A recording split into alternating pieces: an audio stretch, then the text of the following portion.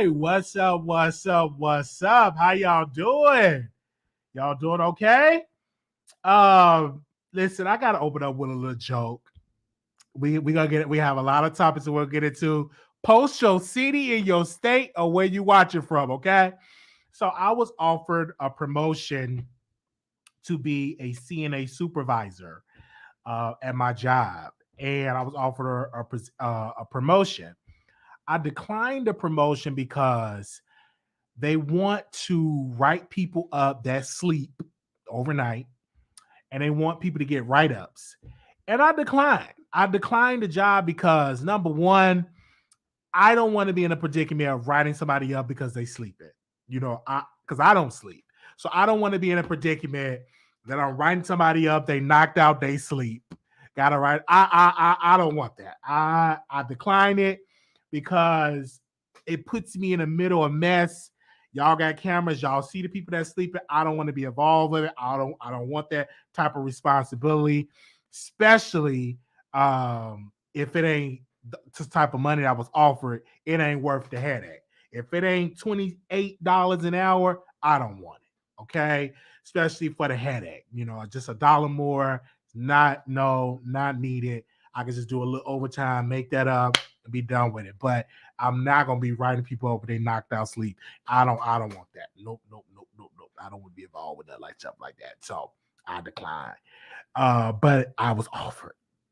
Hey, good morning to you all that's here. Okay. I decline. You ain't gonna be saying me, oh, you sleep, let me write you up. No, I don't want my name on any of that. Okay.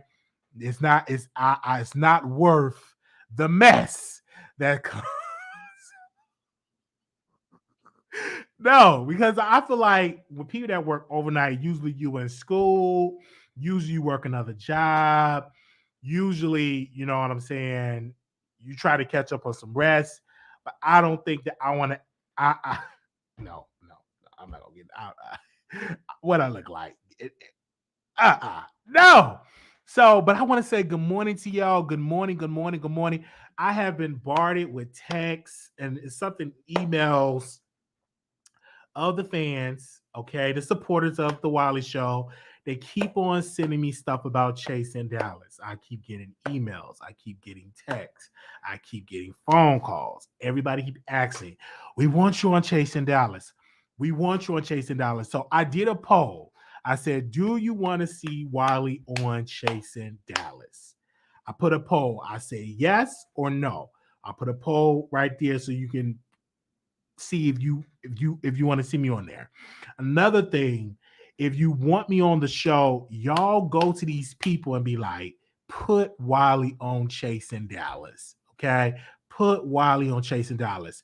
If y'all want to see me on there, okay. I have an audience. Y'all want to see me on there. I'll put Wiley on, y'all go to these producers, go to Chase Reality. We tag them on YouTube and say, put Wiley on there, put Wiley. Y'all have to push that as well. I need y'all help as well as I put in the work as well. It's okay. But I keep getting emails and texts, phone calls, and stuff like that. And I'm keep getting all this stuff. Like, are you gonna do it? Gonna do it? I get it every year. Okay. Every single year. I get people, they ask me, do I want to do it? Do I want to do it? Do I want to do it? Like the people around keep asking me. So this is the first time, I think this is one of the first times that we put out a poll and say, hey, do you want to see Wiley on Chase and Dallas? And let me see where we at right now. Okay. Let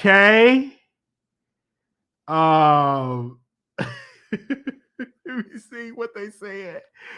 Oh man, let me see. Okay, 36 votes, 67. I want to read a couple of these comments. They said, yes, Wiley is messy. You bring the drama. That's what we want to see. LOL. Somebody said, Wiley, if that's what you want, then I want it for you. Blessings. Another person said, I love to see you on there. Then I actually watch. Somebody said, yes. They said your name, your own platform suits you best. So I'm saying in here, somebody asked me a question. They said, are you into fighting?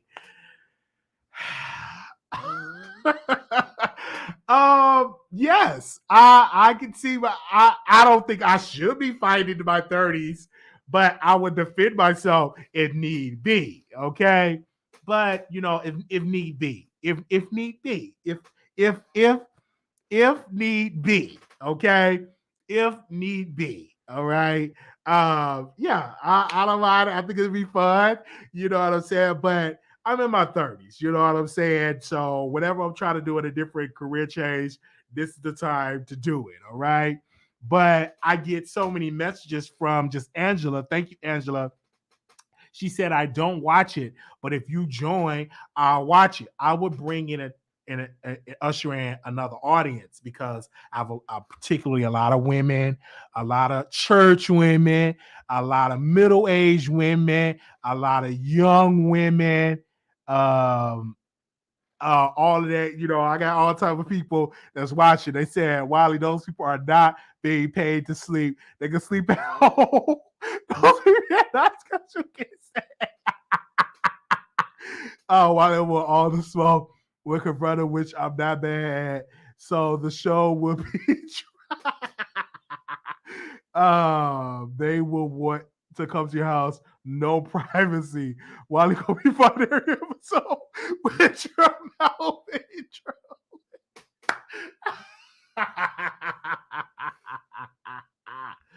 Oh man, I'm just smile my business.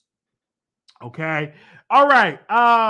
We got a lot of topics to talk about, but I put it out there. So send me messages, send me emails. I know a couple of y'all gonna be sending me emails about yay or nay.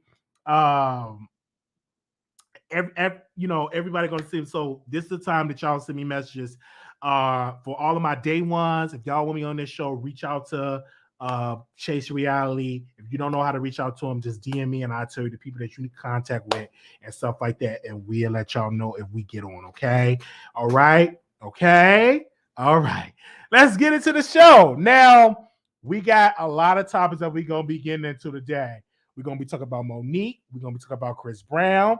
We're talking about Kym Burell, President Trump, and we also gonna be getting into Tasha K and Storm Monroe. But I do want to give a special shout out to my day ones, my people who are tuning in on Station. When I tell you we went in on Station this morning, I highly suggest y'all download that app.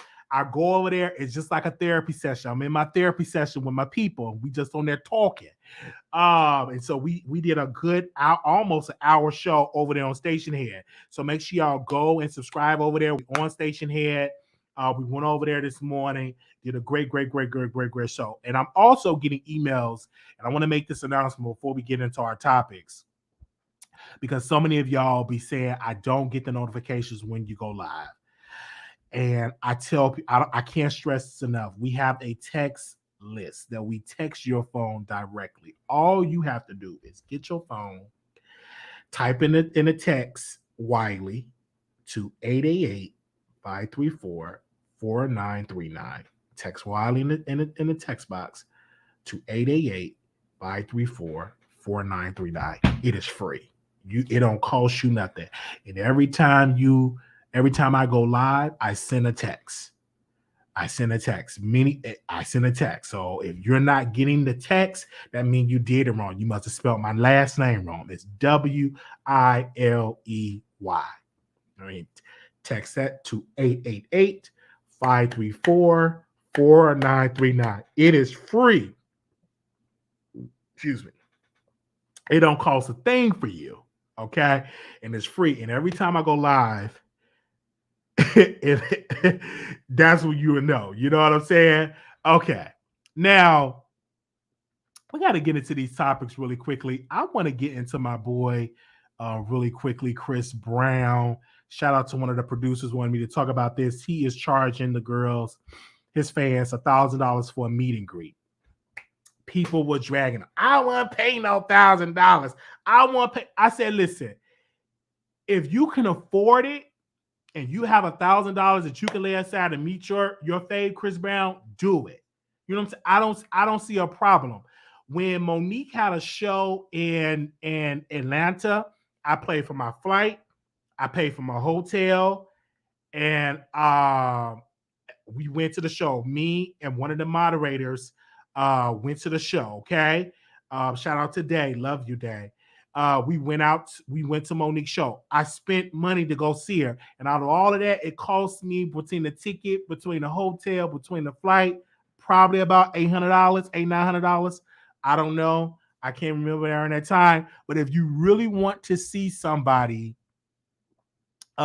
in their way, you will do it. Okay. Meaning Chris Brown got a lot of fans and he can't be personal with everybody. So he will charge $1,000 and you get access with him. You get to take a picture with him. I think one person took, he hold up and they took a smell. And I'm like, okay. They took a picture and I'm like, it's over. If you got it like that, then do it. All right. If you got it like that, to do it. If you can't afford it because you on food stamps, you on stamps, you on some Section 8, you on public housing, and if you can't afford it, then you just can't afford it. But don't be with your nasty, nasty tweets on Twitter getting mad for the people that can't afford it. Like, I'm not understanding that. I just really, really not. You got to pay $4,000. It's no different than Beyonce charging for a meet and greet. It's no different for Nicki charging for a meet and greet. Is Chris Brown, one of the legends. He's so talented. This man do cartwheels and flips and dance and stuff like that. So if you're that talent, if you got that talent, people got the money. Now, if you on Section 8, food stamps, government cheese, and you just can't afford it, that's you. Ain't nothing wrong with being on Section 8. Ain't nothing wrong with being on public housing. Ain't nothing wrong with if you making $7.25 an hour. But if you can't afford it, you just can't afford it. It's okay, right? It is okay. It's okay. You can't afford it, but don't speak so negative and nasty to me if I'm on there taking that picture with Chris Brown. Hey, okay. Now I don't have just $1,000 to meet up with Chris Brown. Okay. But if I had money just to lay aside to link up with Chris, almost definitely. The main thing I'm gonna say, hey Chris, I'm a YouTuber. I would love to, man. What up, bro? I would love to meet up with you. Love to do a show interview, bro. I'm a huge fan. I love the song that you did with Carrie Hilson. I love the song that you did with Jordan Sparks. Or is it Jordan Sparks? Hold on, give me a second, cause I listen to that song every day at work. Is it Jordan Sparks? Yeah, I love the song that you do. I can't read it now. Okay, I love the song that you did with Nicki Minaj. So I love your features. I'm all into the features. I love your song Ayo. Okay, so yeah, so if you got it, you got it. If you don't, you don't. Okay. I like it every day when I'm at work in the break room. I'm listening to one of Chris Brown's songs, No Air, and I'm listening to the song One Night Stand. I'm listening to I love me some Chris Brown. I love me some Chris Brown. So if I had 1,000, we got 291 people, and everybody give $11.11. We can meet up with Chris Brown right now. All right, just go ahead on y'all. Y'all came together. And the people came together for this STEM player. Remember that? The people came together. They wanted me with this STEM player. But if y'all really want to see me with Chris Brown, take a picture with Chris Brown, you got to donate. All right? I'm going to just say that right now. Okay? Send a cash app and say, hey, Wiley, say, you know what? I got my 1,000. When he in your city, boom! Okay? You go ahead on. You go ahead and meet over Chris Brown. I know somebody will do it. Okay, I'll put it out there. You have not because you asked not. I'll put it out there, okay? So if you got it, if you want me to, we go, and I'll be right there with my Wiley Show t-shirt taking a picture with Chris Brown. Now, I can't get in his lap because he ain't with that, okay? And I'm too big. I'll probably break his bones trying to hop into his lap and get thrown out by security. I'm going to be very professional. And the main thing, I'm going to put a little buzz there. I'm like, hey, man, I'm Wiley. Man, what's your publicist information? I would love to interview you, man. You're so great. You're the best. All right? You are today's you are today's Michael Jackson. You are today's Michael Jackson. If you didn't bollywop Rihanna in her right eye, you would have been on the same level as Michael Jackson.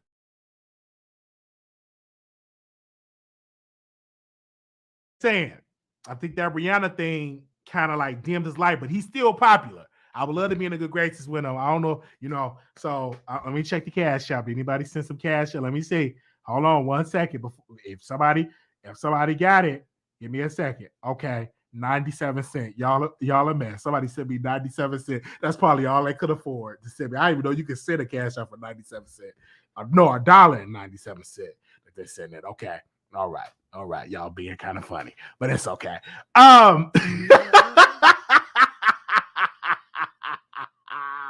Somebody sent me $1.97. They said that's all they could afford. They on Section 8. I'm so sorry, man. Now, if you on Section 8, you should have at least, let me say this real quick. If you on Section 8, you should have about 3 or 4 hustles. You should have about 3 or 4 baby daddies. One that get your nails done, give you some, and then you should have a candy store. You should be out there selling fried chicken plates and selling ice cream sandwiches. If you're on Section 8, that's the time you probably get about $600 in food stamps. You just be selling half of the stamps. Okay, what I'm saying? Get you some hustles. I'm just trying to tell you, get you some hustles. You should have a whole store and a yard sale right outside your house if you're on Section 8. That's your blessing. You ain't paying no rent. You mean to tell me you ain't got no pimp that can send more than $1.97? Okay. Anyway.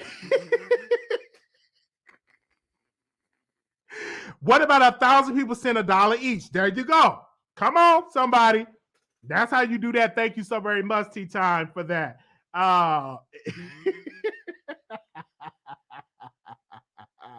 Send him at least $1.25 so he can go to Dollar Tree. Okay, but I don't see a problem with that. If Chris Brown want to charge $1,000, people got it. To eat. I remember when I wanted to go to WWE, and shout out my chair guy, and I'm so pissed. My guy did. He sat in my chair and he broke my chair, my Money in the Bank chair. I am so pissed. I went to Chicago and I thought I would see my Money in the Bank chair. My mom said it's broken, and that was a piece of history of Money in the Bank, and it's gone. It's broken. It's in pieces. Oh my gosh! But I paid. That was back in 2011. I paid $300 and some odd dollars to get a ringside seat to be at Money in the Bank when they was at the All-State Arena back in 2011. And so I paid for that because that's what I wanted to see. I wanted to see CM Punk. I wanted to see the Big Show. I wanted to see my favorite wrestlers. I wanted to see the Shawn Michaels. I was a fan. I'm a huge wrestling fan. So I would pay it if I have it. I just do a couple of doubles and triples and do about 20,000 videos and I can get it done. So I don't see a problem. But if you can't afford it, don't make the next person feel bad because you can't afford it. Like, let's be real. If you can't afford it, don't make me feel bad because I'm at the show with Chris Brown. Most women are bitter that they didn't get a chance to sit on Chris Brown's lap. Like he had one girl damn. Cause y'all send me some of the pictures of the meet and greet. He had one girl.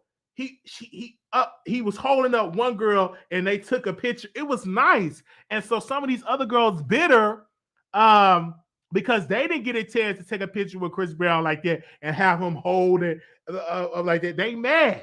They really, really mad. Yeah. So shout out to Chris Brown. Would you pay $1,000? Comment. Okay, let's do this poll. Press 1 if you would pay $1,000 to see Chris Brown in person in a meet and greet. Press 1. Press 1 if you would meet Chris. If press 1 if you would pay $1,000. Press 2. Hell no. Press 2. Hell no. Okay. Press 2. Hell no. Press 1. You would pay the $1,000 to see Chris Brown in a meet and greet. Press 2. Nah. Not gonna happen. Not gonna happen.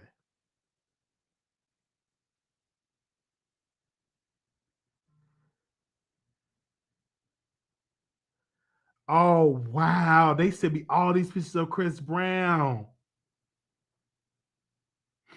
These some nice pictures. I'm gonna post one of them on my Instagram. These some nice pictures. He had one girl, he had lift up his shirt. I can't show that picture. I'm gonna post this picture on my Instagram. I need y'all to run over to my Instagram right now. Instagram, the Wiley Show, WILEYSHOW. Because this the picture I like. She was so happy.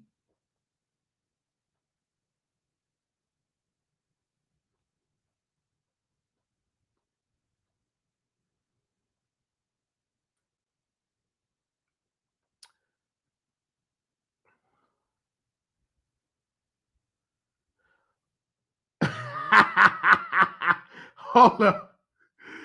Oh man. Oh man.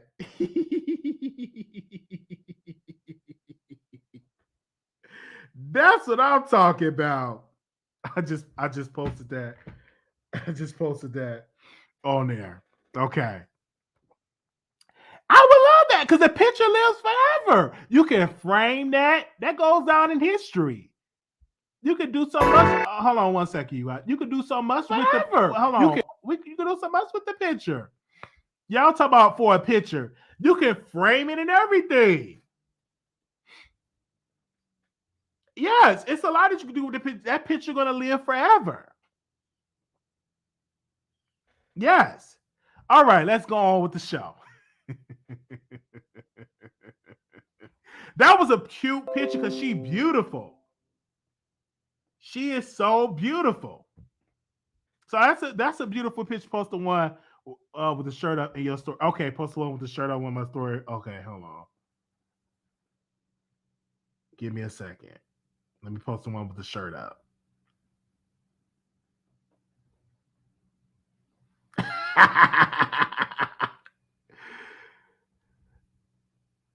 I would do that too. Chris Brown he really did right.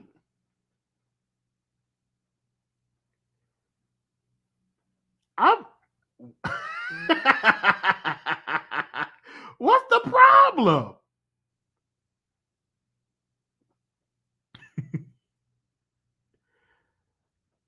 Y'all mad? I'm like, what y'all mad? Ooh, the people were so bad. This lady, she was Chris Brown. He literally tapped into something great, and some artists gonna do it the wrong. He tapped into something great. Okay, all right. Oh my God. Y'all bringing up other bloggers. We're gonna move on to the next topic, okay? Y'all bringing up all these other bloggers. We even talk about them. We talk about Chris Brown, and y'all messy. Y'all are messy. Okay, but I'm not gonna get into the comments. Y'all moving on. Okay. Let's talk about Kym Burell. So Kym Burell was in the news, you guys, and she was like, if you got if you meeting somebody, you need to know if they got a light bill in their name or their cousin name, or do they live in a trailer park. And she was just going in, and I'm like, Kym Burell, this is what I want to say about Kym Burell. When she go viral, it's always for something that she's saying negative, or she's reading, or she's being nasty. Girl, get on that mic and sing "I Look to You" like you were singing with Whitney Houston. Sing that song. I want to get to know you for singing, not for the mess that you are doing. And I personally don't believe in women preachers. I believe that if you're a woman preacher, you are a false prophet. I don't believe in women preachers at all. God never ordained a woman to preach. I don't believe in women preachers, but she's supposed to be a so-called woman preacher. It's like this is why Paul said that women should keep silent in the church. I think he was thinking of Kym Burell. She's just in there just talking. That's why Paul said to the Corinthian church, women should keep silent in the church. Because you give some of these women so much power, they just get to blah, blah, blah, blah, and just get to talking. She needs to sit down. She needs to sit on down. False prophet. Anyway, but she was saying this, and then she wrote this long apology. And then she was trying to read in the apology.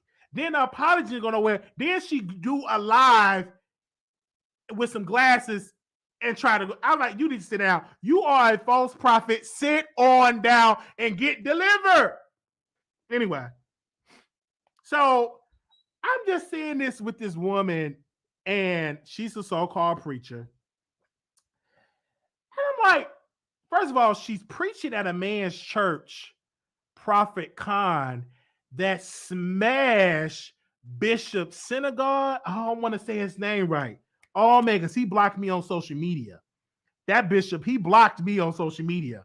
Because I told him, I said, I think you need to come out the closet, sir. And he blocked me.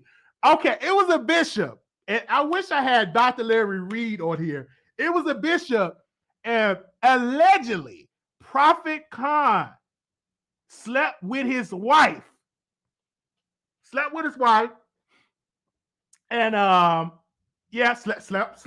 the man, slept with Bishop Synagogue's wife, and I think he's trying to sue or somebody. Slept with the man's wife, and a lot of people think he's in the closet, Bishop Synagogue. And so I said, sir, I think you need to come out the closet and get delivered. And he blocked me. I got blocked. So, but to Kym Burell, it's just so ironic that you're saying all this stuff, that he's such a good prophet and all. And then this man, he even said that Hillary Clinton was going to win because that's a prophecy, and Hillary Clinton didn't win. She lost. Like, these false prophets, and they get good money. Like, if I ever get into a different industry, I will open up me a church and say, I'm a prophet. Some of these prophets be having you smell like underwear, kissing their feet. These are false prophets. Just look at Pastor Clefo Dollar. He just apologized for all the lies he told about the faith, but the fear-mongering about paying tithes. He had to apologize. And he said, any tape or CD that you bought or book that you bought of that, throw it in the garbage. You see all these false prophets, and these people, they pay good money for these false prophets. So Kym Burell, in my humble opinion, she's bitter. She don't have a man like that. I don't think I think she's single. And if she is, he ain't hitting it right. If she do the right order that God ordained women, he ordained women to be wives, to be mothers, to cook at home, to provide, to train up the children. The man's supposed to work, supposed to be the head of the household. He did not want women to be over the pulpit trying to give some advice and then mess up. No. I wish I could pull out some scriptures. Do I got my Bible? Let me not pull. I will pull some scriptures out here. I got my Bible. Get my Bible.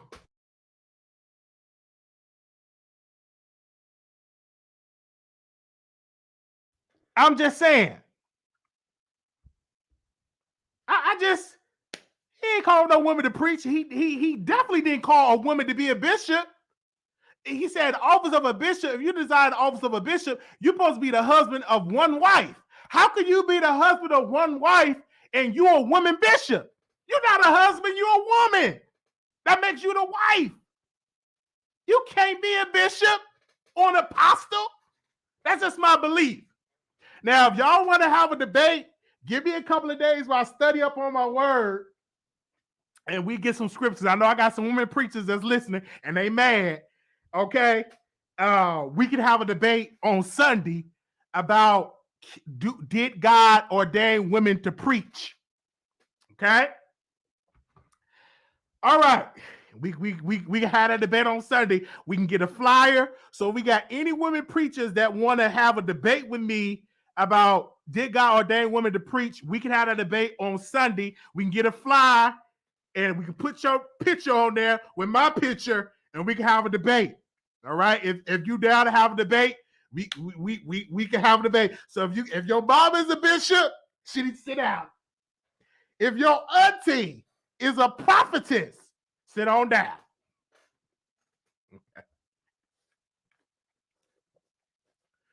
Okay. Oh. I know somebody right there. Well, my grandmama is a bishop. Well, Granny is wrong. All right.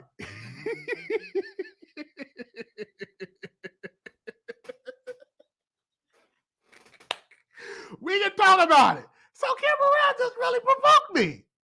Okay, we'll open up the phones. Oh, here we go. Here we go.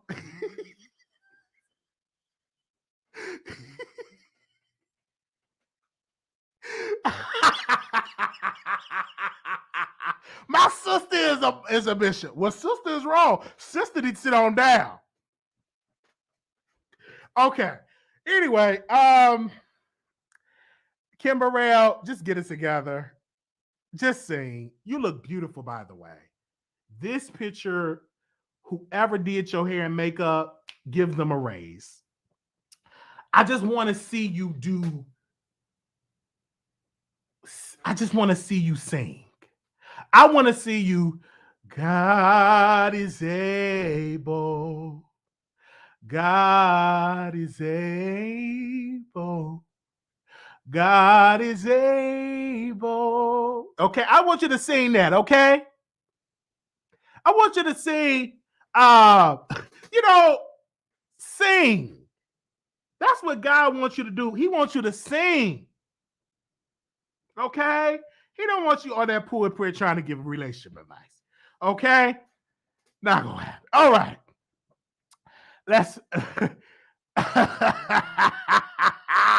Let's move on, because I know some people goes, whoa, they heated up. I know we gonna get a couple of letters. I know we gonna get a couple of letters in the email. Oh, the women preachers, they mad. Oh, they mad. Okay. All right. Let's go. Ooh, I know these. I might open up the phone lines. Okay. Well, since you're already mad, President Trump is coming out. It's been reported that President Trump will run for president in 2024, and people are mad. Oh, Trump ran, and I said, listen. When Trump was in office, baby formula was on the shelf. When Trump was in office, gas prices was low. When Trump was in office, Russia did not invade the Ukraine. When Trump was in office, he knew how to handle Afghanistan. When Trump was in office, we was getting stimulus checks when Trump was in office. So I believe that if Trump do go and go out there again to go against President Biden, it's a high possibility that President Trump will win re-election. You got to understand, Trump base is energized. Republicans are energized. They are so energized that they are willing to vote for Herschel Walker in Georgia. The same Herschel Walker said he was a police officer, which was a lie. The same Herschel Walker that don't take care of some of the other kids. He got some kids that he ain't providing for like that. The same Herschel Walker that just was saying some stuff, just was blatantly just lying. And they voted 93% of the Republicans, 94% of the Republicans in Georgia voted for Herschel Walker's to go against Reverend Warnock. So they want power and they're energized. They don't care if Trump is not, they want power. And we're going to definitely see how this is going to play out in 2024. You're going to get a preview for the hunger of Trump when it comes to the midterm elections. If Republicans take over the Senate, if Republicans take over the House, it is a preview that Trump will win in 2024 if he runs.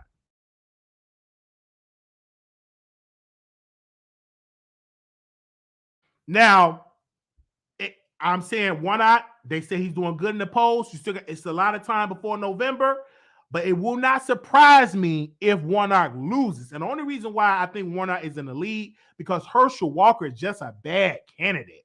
It's so many black Republicans that they could have put to go against Reverend Warnock, they picked one of the worst candidates they can ever. He beat on women like one of the worst candidates ever. But anyway, but if Republicans take over the House, if Republicans take over the Senate, it is a strong possibility that Trump will win in 2024. That's just my personal opinion. That's just my personal opinion, okay? That's just my personal opinion. All right. Hey, say whatever they want to say. And I already got me some t-shirts that say Make America Great Again. I don't want to rock it on the show. I rock it every once in a while. You know what I'm saying? When I'm out, out in the bar, you know what I'm saying? When I'm out, because, I'm in a Republican state. So I mainly live by white folks. So when I go in the bar, I always have my Make America Great Again t-shirt. And it makes for great conversations. And I love talking to conservatives, especially when they drunk. Yeah, why do you like Trump? Well, I like me some Trump because he said make America great again. I just like wearing the shirt because it gives some great conversation. So when I go in the bar, they buy me drinks and stuff like that. I'll be telling them, yeah, I'm just so tired of black folks. They get off them food stamps. Obama didn't do nothing for us. He pushed black people back. Yeah, the Democrats was the KKK. I'll be doing that to get free drinks. And they just be giving me free drinks and everything like that. I'll be in the bar just getting free drinks and stuff like that. They just get off them food stuff. Section 8, get off the Section 8 and all that. And I'm stuff like that. How you doing, brother? Let me give you a drink. And they give me free drinks. So I'll be in there just be drinking them Budweisers, putting it back. Okay. Anyway,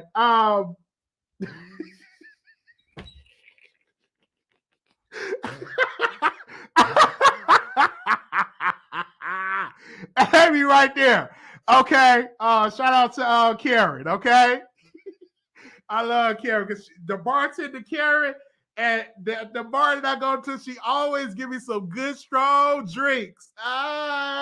Okay. Anyway. See, this is why I don't follow his show. You see, he said he liked Trump. I'ma stop watching his show. I don't know why I come over here. When I open up them phone, when he opened up them phone last, I'ma let him have it. Some of y'all saying that right now. I can't believe he black. He said he go to a bar with conservatives. Yes, I do. And I go out and drink with my brothers.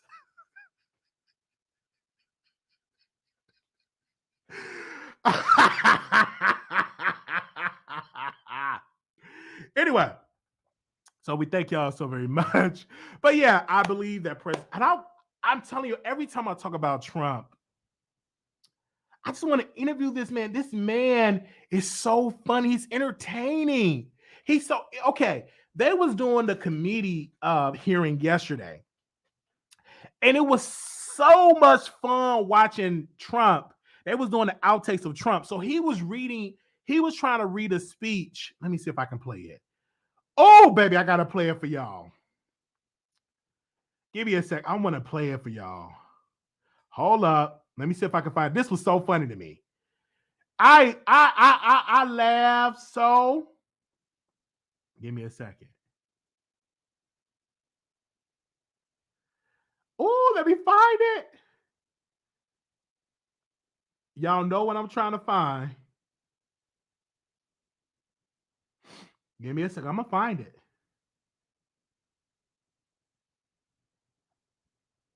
Oh, here we go.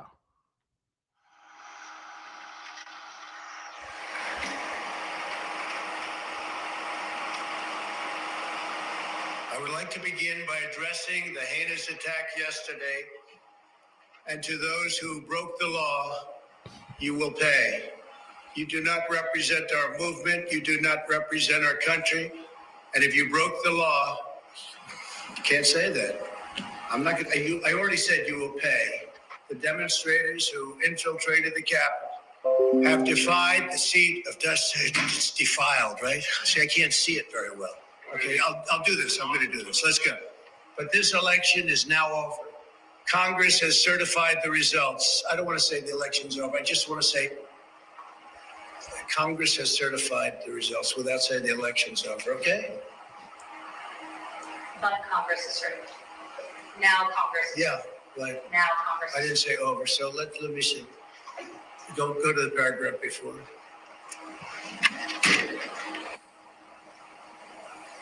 Okay? I would like to begin by addressing the heinous attack yesterday. Yesterday is a hard word for me.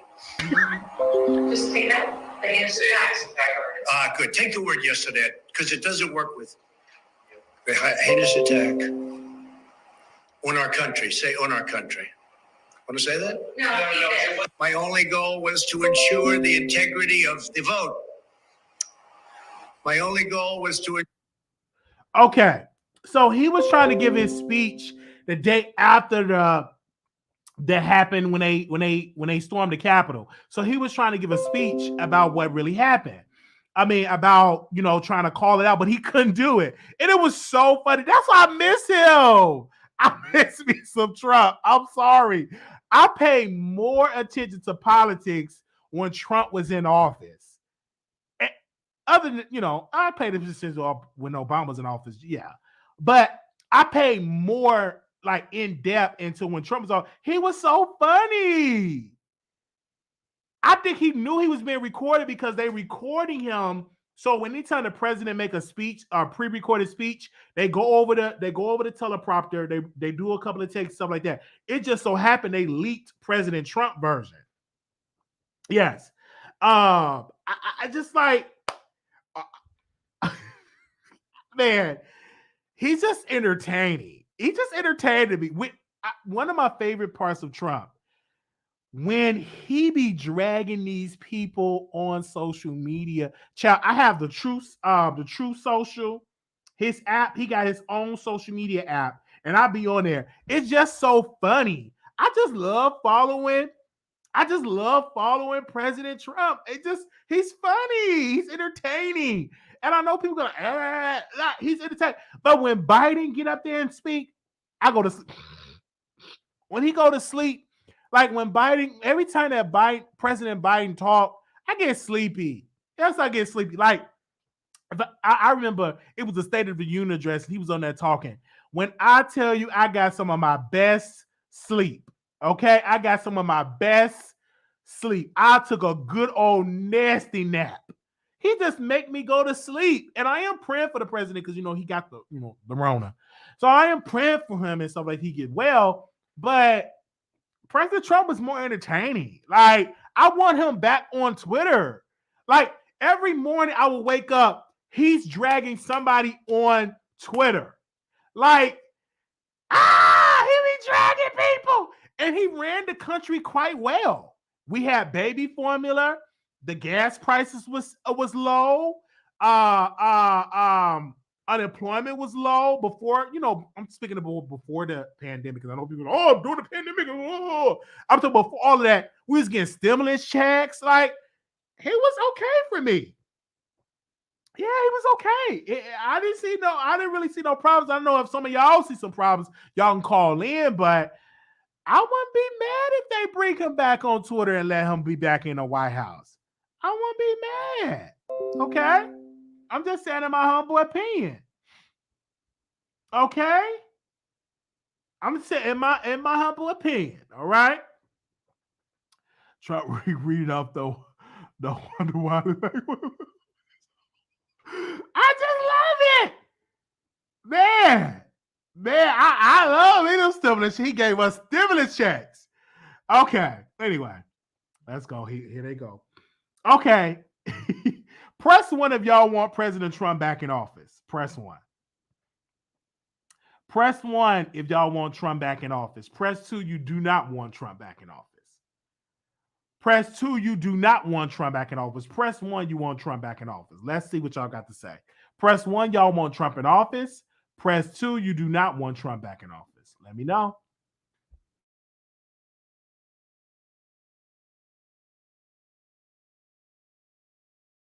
Press 1, y'all want Trump in office. Press 2, you do not want Trump back in office. Okay? Y'all let me know. Comment below. Okay. We're going to our main event. Tasha K and Storm Monroe. Tasha K and Storm Monroe, y'all know them both. I am fans of them both. But I got to get something off my chest. Storm Monroe and Tasha K have a fallout. And I don't think I ever was able to give a full breakdown of their fallout. I don't think publicly I was able to give a fallout um, of their full breakdown of them falling out. And I have to talk about it.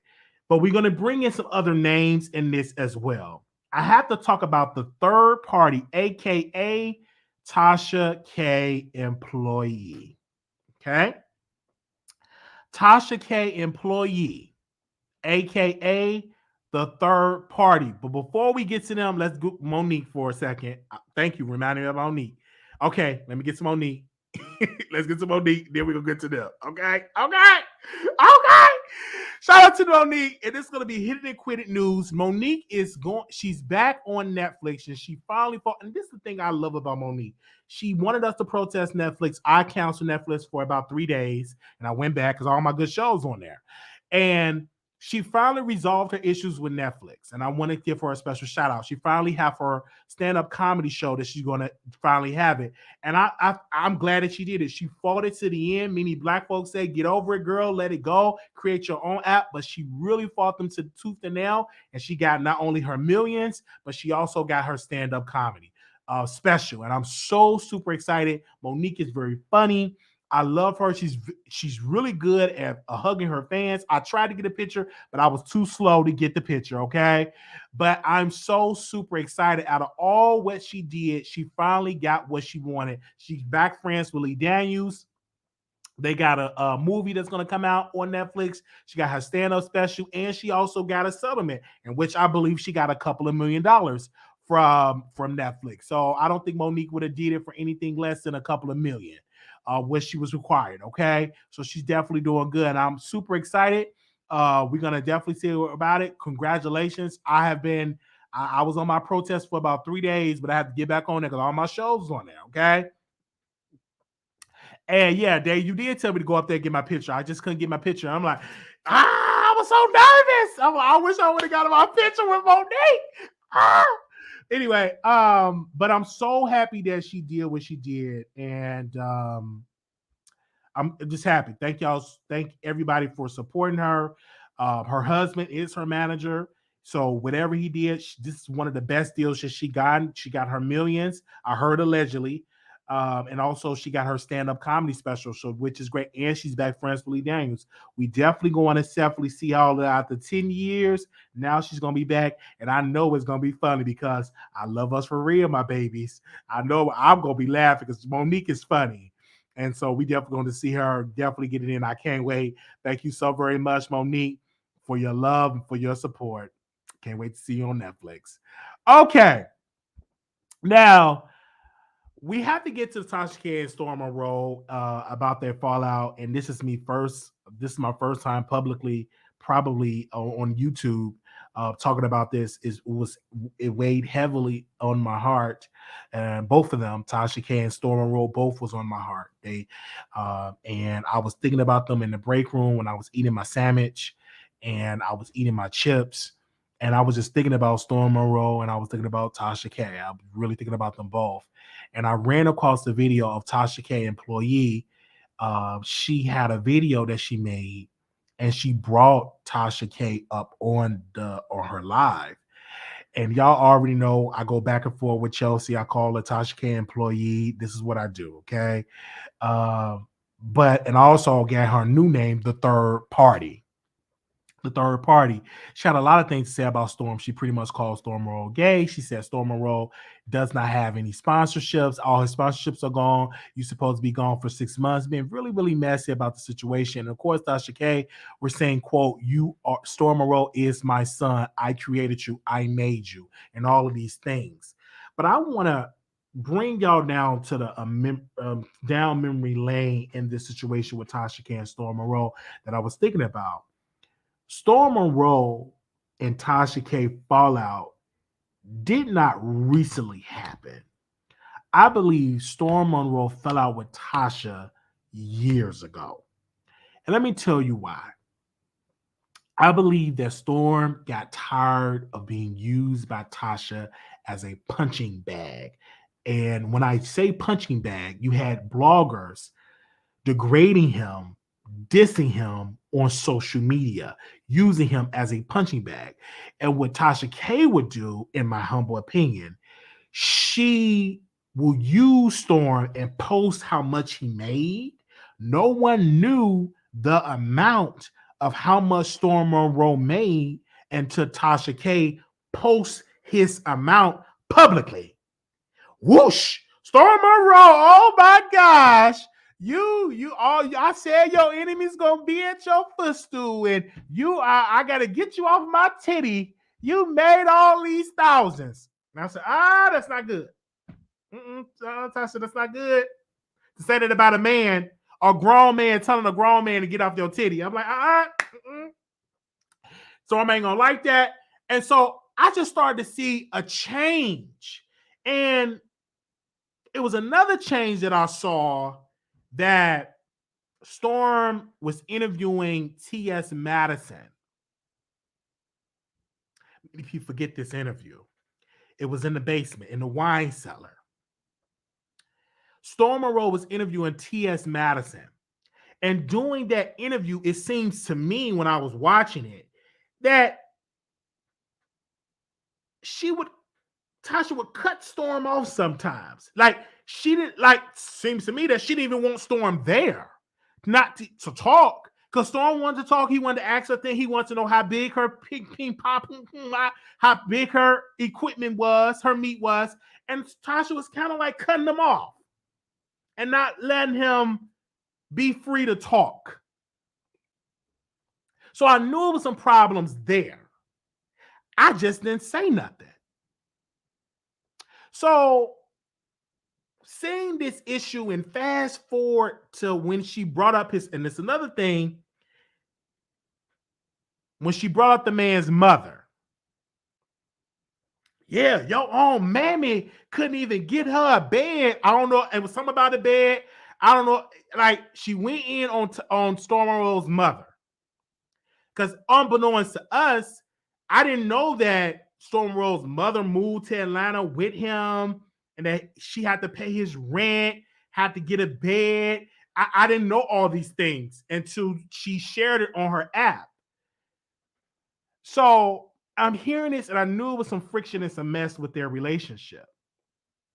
And so I told my people on Station Head, I said, you have to be careful on who help you. You have to be careful receiving help because you give that person power to say, I did this for you. I paid your rent. I helped your own mama. You give that power, you give that person power to say all of these things. And so I was sharing that with the people on Station here and telling them that you give Tasha K that power to say she did these things if she have done it. And she can share it to the public and make it seem that you less of a man, that you have to have a woman do these things for you. So I'm hearing all of this and I'm seeing all of this and I'm seeing the downfall. Then you get the third party, Tasha K employee, she inserted herself into the drama. And Storm even said that it's between me and you, but it's other entities, and he's talking about her employee that's involved in this situation, that's conjure up the mess. And the employee, she got so hot and bothered that she picked up a man from jail on house arrest, didn't bring the man to her house in New York, didn't bring the man to her house in New York City. She brought the man to Storm Monroe's house. And this was the first time we seen people outside of Storm. We see a man living, eating his food in Storm Monroe's house. And the man was on house arrest. Not only that, that man that was on house arrest was staying with Storm. Then it was a knock on the door. Boom, boom, boom, boom, boom, boom, boom. Ding dong. Who's at the door? The employee, she show up to the door with her bags.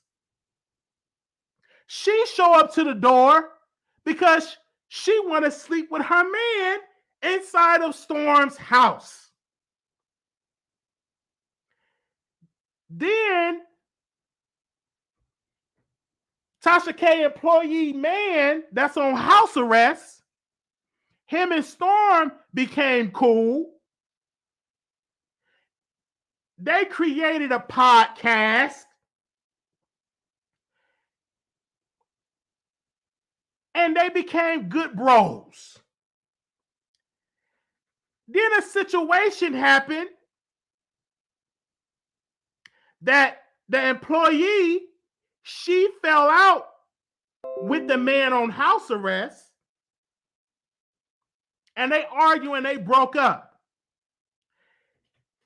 And it put Storm in the middle of a fallout because he's still friends with the man that's on house arrest. He's still cool. He's still doing a podcast. Then Tasha K came out as well as the employee saying, you need to be on our side. He's no longer cool with us. Throw him to the wolves. And that situation happened. And it forced Storm to choose between the man on house arrest or Tasha K and her employee. So what Storm Monroe did, he cut them all loose. He cut Tasha K loose.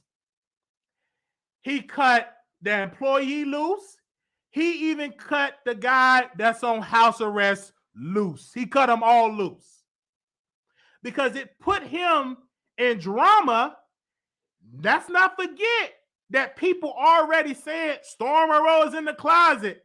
He's on the down low. He's on this situation. Now, all of that drama was coming at his front door. Him and Vaughn is together. And blah, blah, blah, blah, blah, all that drama, boom, boom, boom, was at his front door. At his front door.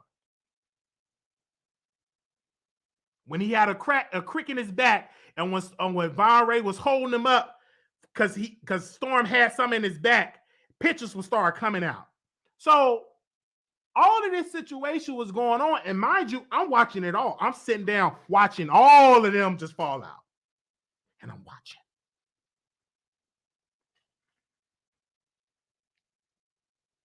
And when people come to me and they say,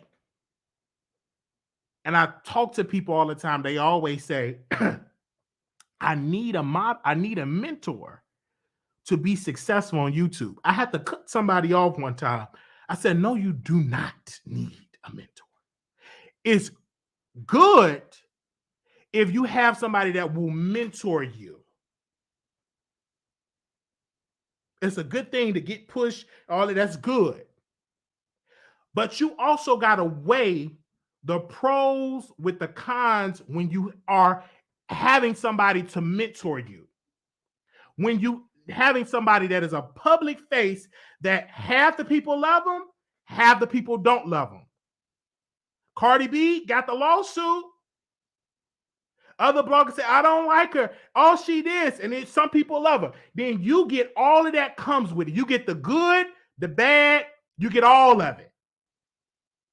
So if you're willing to take that pressure, willing to take the good as well as the bad, then go ahead and do it. But if you're not willing to take all of that drama that comes with the mentorship, then you need to learn how to do the stuff on your own. That would be my best advice to anybody. So with this Tasha K and Storm Monroe situation, I'm not shocked, nowhere near surprised that this is going on. Not shocked. I've seen it coming 1,000 miles away. I've seen it coming when Storm told his moderators, do not post Tasha K name in the chat. I've seen that coming. They couldn't even post Tasha K name. If they post Tasha K name, it get automatically deleted. That tells me that you already told your moderators, don't put Tasha K name in the comments. When you go in the comments and you type in Tasha K, your comments will get deleted. It was a time it was getting deleted. And this happened before the ankle bracelet, before the Tasha K employee.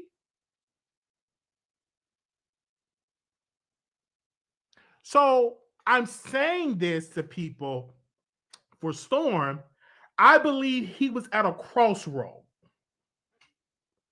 that I do not want to do this mentorship anymore. But I'm bound by a contract because he posted that about a contract. She did all this for me. I'm trying to stick with her, but I don't want to do it no more. I think he was tired. And once he broke up with her, now you have to deal with, you're no longer my mentor.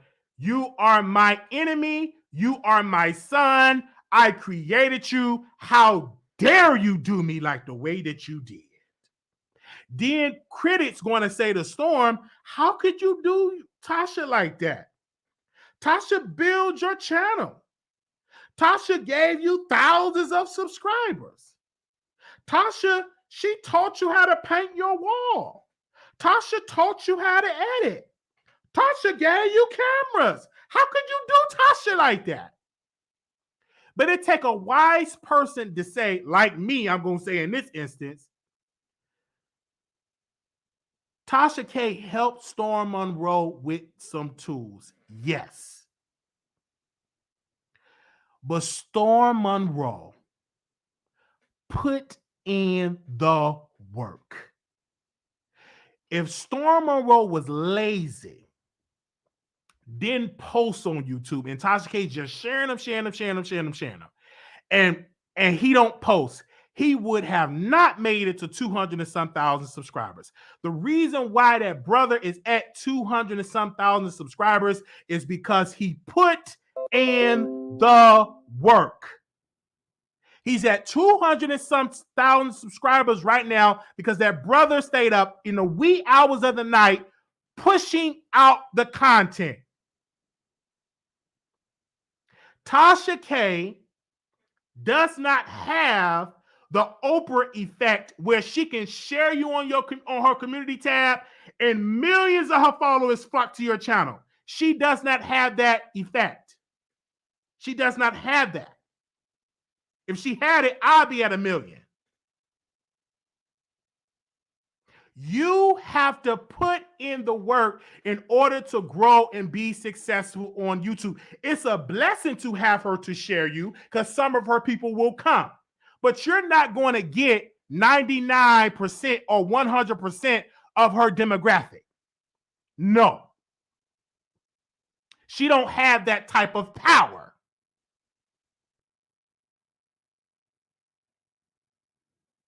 Now, when it comes to Storm Monroe, for the rest of his career, he's going to deal with Tasha K employee, Tasha K herself, and whomever else joined Kibi Studios. Because Tasha K is so much popular and she's always in the headlines, he's going to be bombarded. Talk about Tasha K. He can't really go in on Tasha K because in the back of his mind, the woman paid my rent. The woman painted my walls. The woman helped my mama out. He can't really go in on her because she helped him so much. With so much she have given him. So he really can't go in. And then when he talk about it, he have to jump around in circles. do backflips, play around with the subject. But he can't go in on her because in his mind, he knows that Tasha K is going to come out. I did this for him. Let me show y'all this. I bought this, and his own mama didn't even have. Let me tell you about his mama. So all of that gonna come out. And then not only have that, he got Tasha K employee, and she's coming through the ranks. She's becoming a YouTuber. She's at the Essence Festival. She's interviewing people. She's getting more attention, and now you got to deal with that.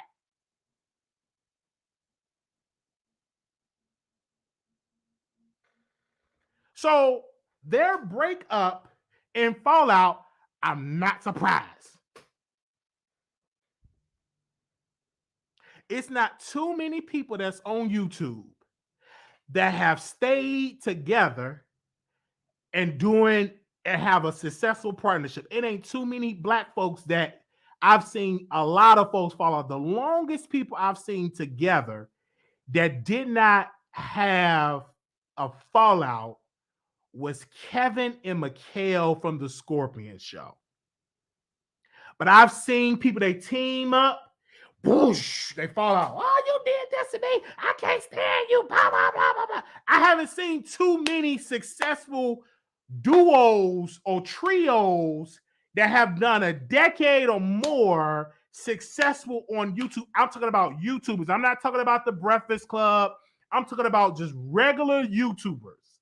It's not too many of them that you see that have successful public relationships.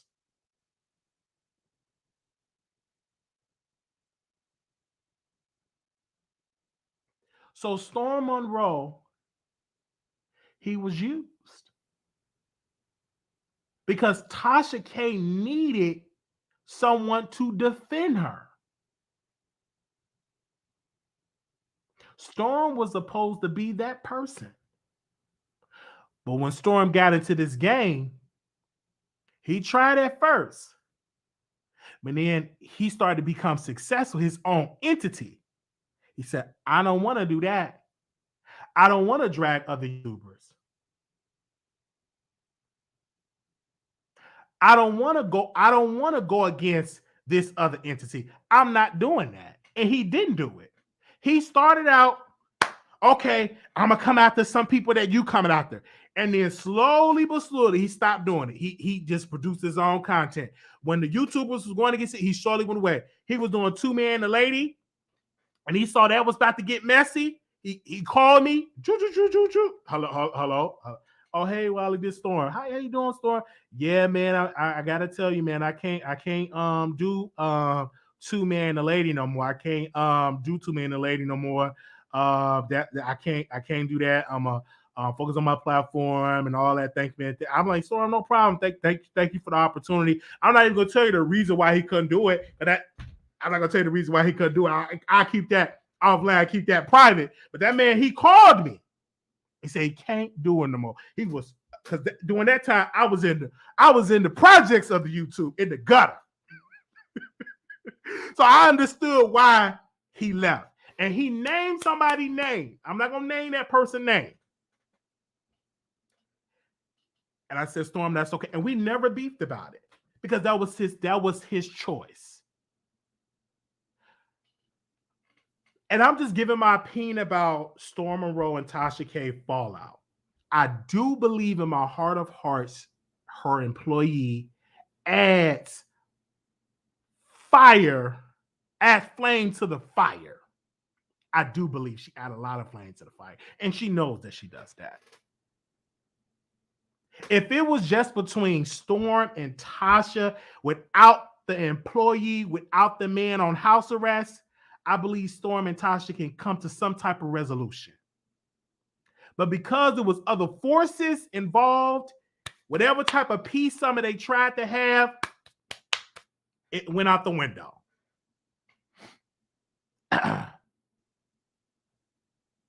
It went out the window. So I just had to give because I'm telling you, it was weighing heavy on my heart to talk about this subject, and I wanted to dive in. I wanted to give my opinion, and Tasha got every right to feel how she feel, and Storm have every right to feel how he feel. But the public gonna have to feel how they feel.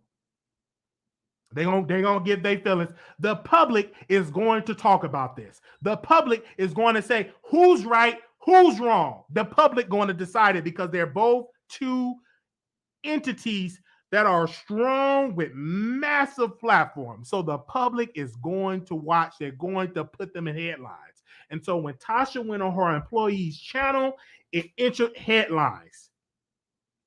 Got into the headlines. So of course, people are going to talk about it. And I said, I got to jump on this story because I want to talk about it and give my thoughts. Because people were saying, Wiley, what do you think about it? I said, I think a lot about it.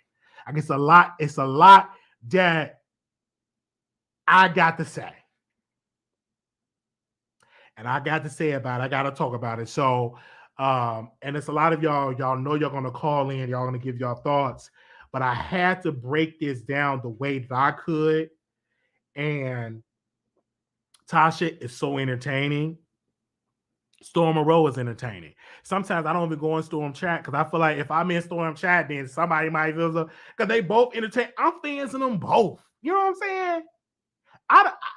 They both entertaining. Storm is entertaining. Tasha's entertaining. They're two entertaining people. And I don't want to choose pick one or the other. I like them both. I like watching them both, and I'm going to continue to watch them both and going to continue to watch their content because they both offer something great on these YouTube streets. I can't get a phone call and somebody tell me, stop watching Storm Monroe. I'm going to respond to that person, pay me $30 million. I want $1 million in 20s, another $1 million in hundreds, and another 100 in 50s. So you have to pay me $3 million for me to stop watching. So I go on vacation. So you know what I'm saying? I just can't stop. I like watching them both.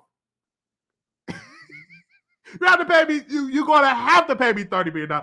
Don't even waste your time telling you have to pick one because I cannot pick one.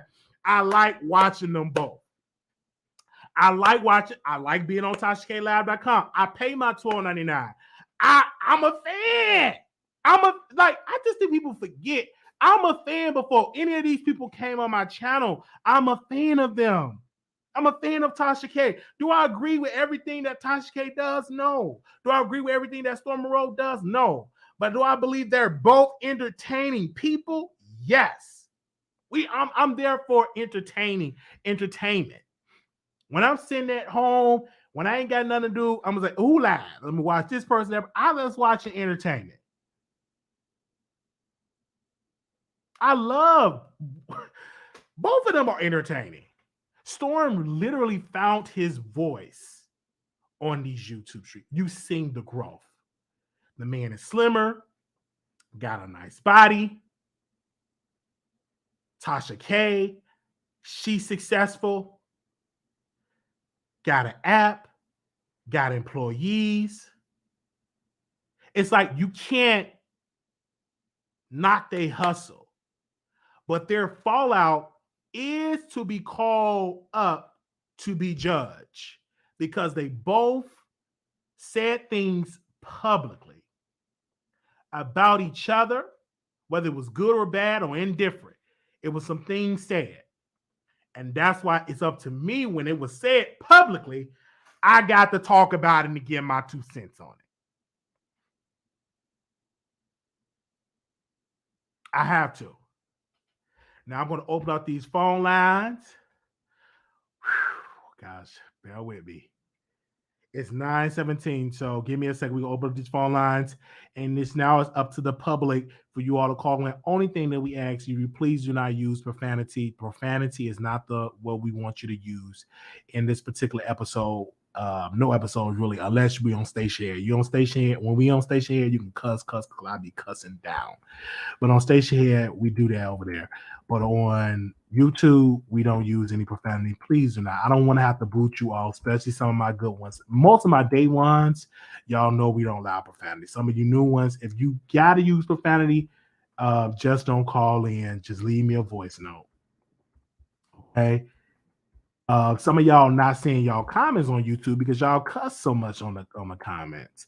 So I don't allow no cussing in the comments. So if you don't see your comment, it's because you're using profanity or you're using too many emojis. So make sure you're not doing that when you want to comment in a video. Make sure you're not using any profanity. Don't post a lot of emojis because I don't allow that either. So just get your thoughts crossed, let it clean, and there you go. Moderators, if you could post the number 646-716-8447. I'm going to your show now. Press 1 to hear important instructions. Your show is scheduled to start in 35 seconds. All right. There we go. We're going to open up these phone lines. Oh, give me a second. All right.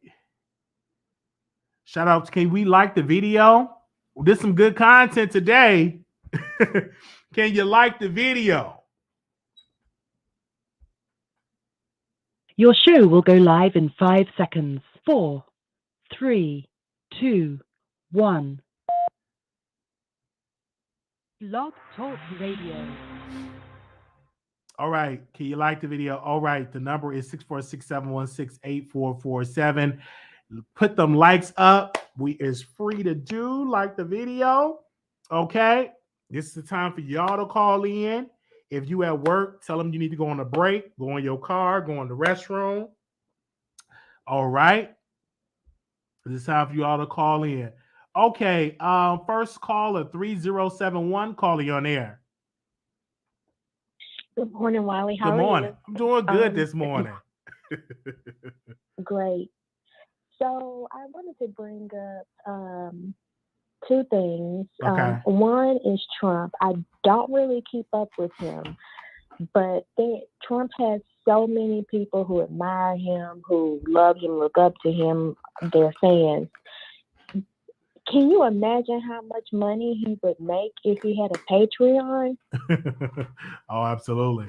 Absolutely. I mean, it's a lot of people, Yeah. it's a lot of people on his app, Truth Social. You can download it right now. They are on it. Millions of people on that app. But yeah, he would make a lot of money on Patreon, most definitely. Okay, so he does have the app that people pay for. Okay, I didn't know that. Okay. Another thing is this whole Tasha K and Storm Monroe. I really don't understand. I've never understood what they had going on. Like, why did she pull him in to follow up under her? Why did he choose her? It's something a little off with them. And I only started watching Storm because of Tasha K, because despite what Tasha K does, I still support her. And when I started getting hearing certain things about them falling out in the past or whatever, I just basically stopped watching him. So do you think that with this fallout, he'll lose followers? Oh, no.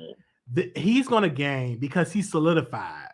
He very smart of him to build his own channel. The Jaguar Right interview helped him a lot.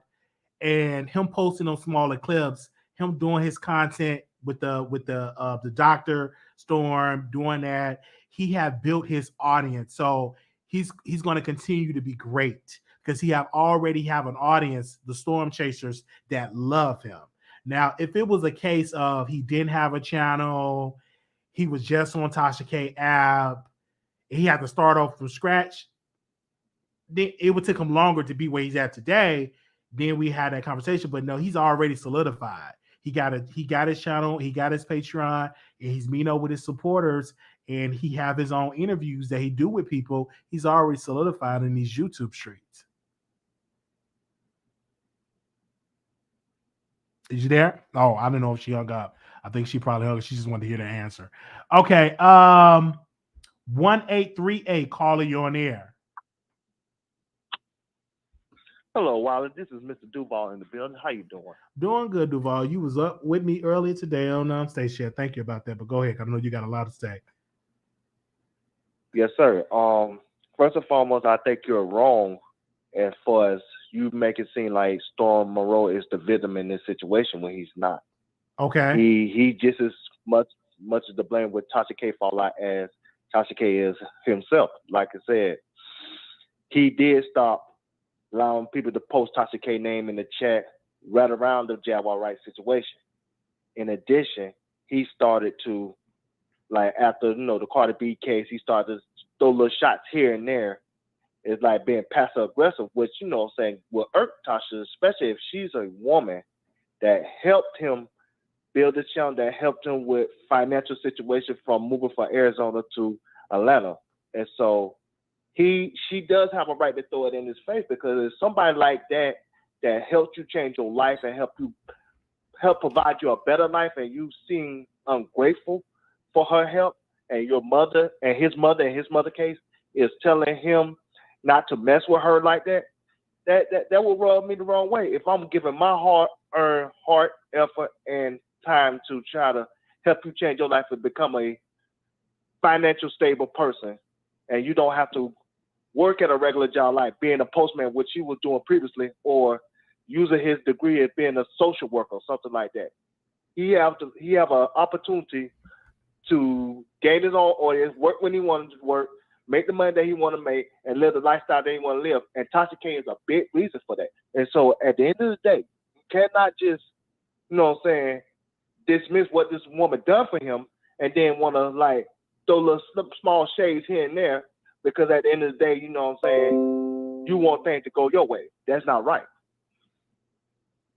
Well, for me, I think only like when it comes to when the guy on house arrest, Storm should have said no for that. You know what I'm saying? Because that's your house.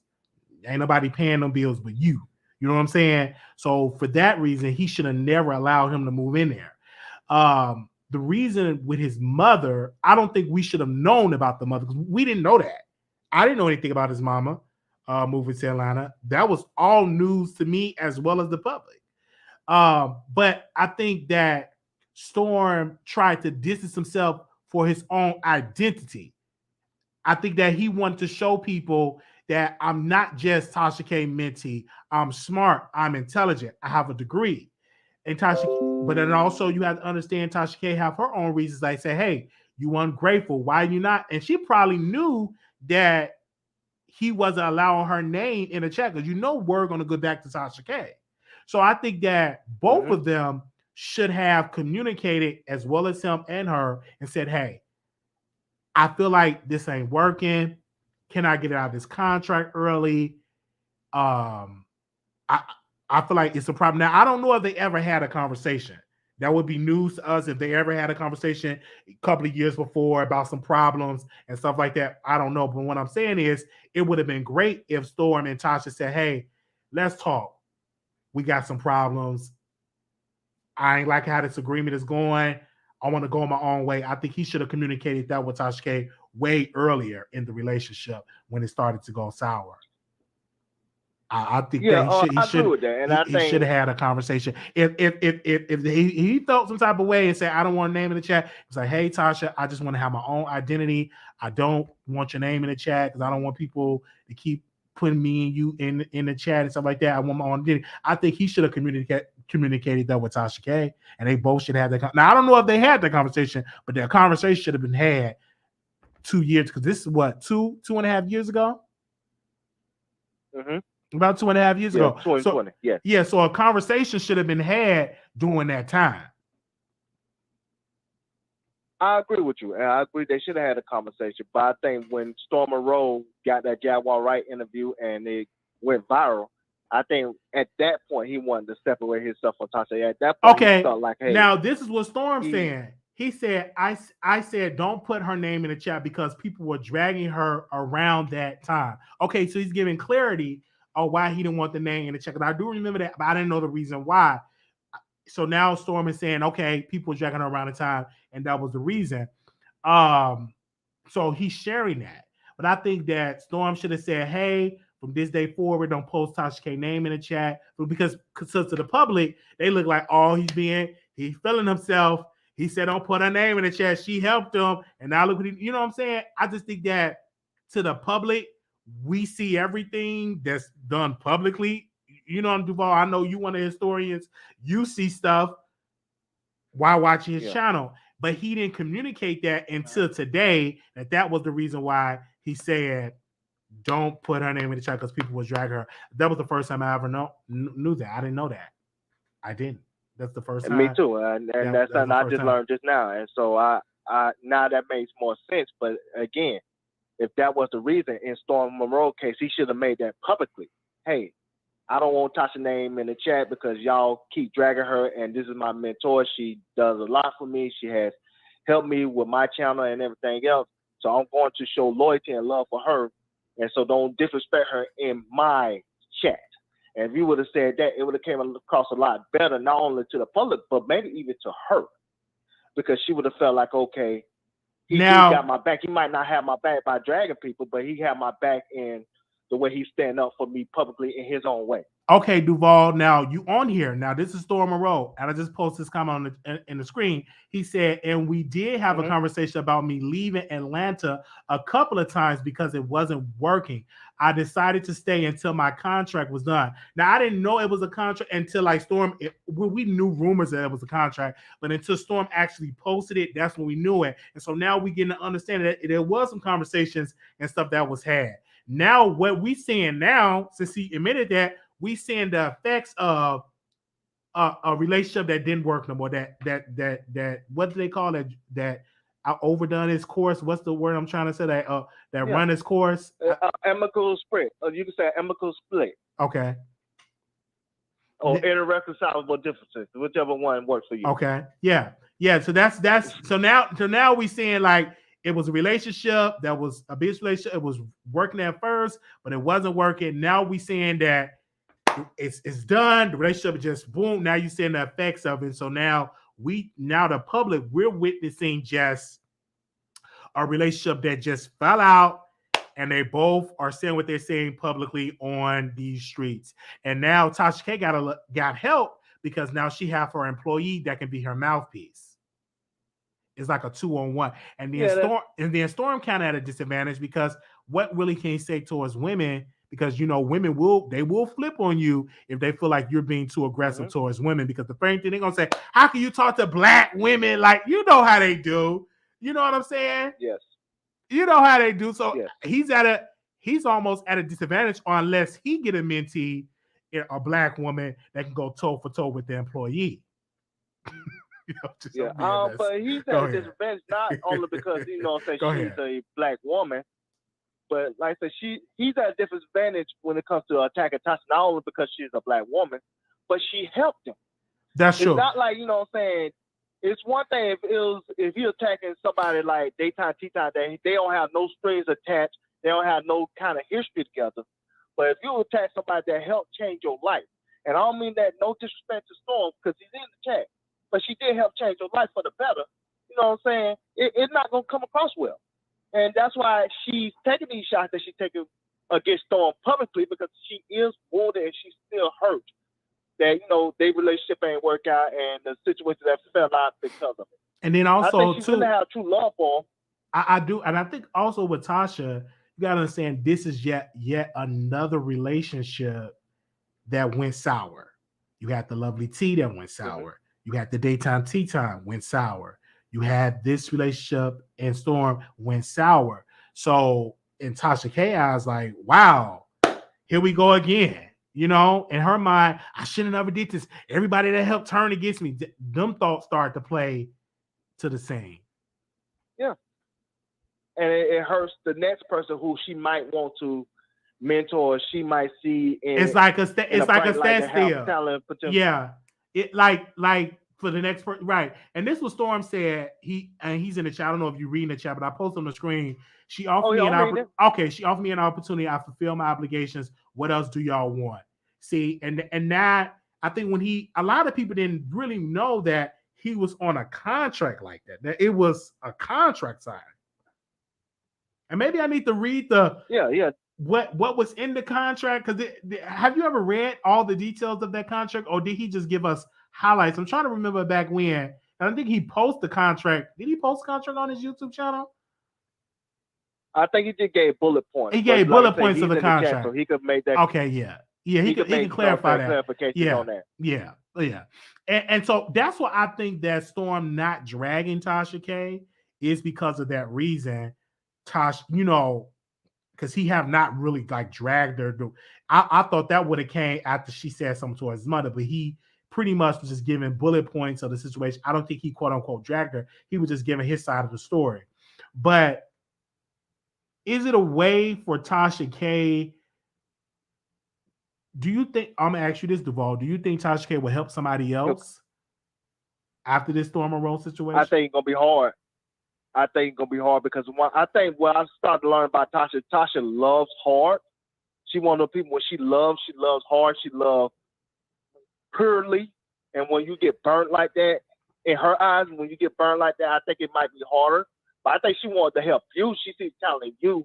But if she do help somebody else, it might be somebody in another sector and behind the scenes. So that person will have a fair chance to grow their own channel while her name being attached to it.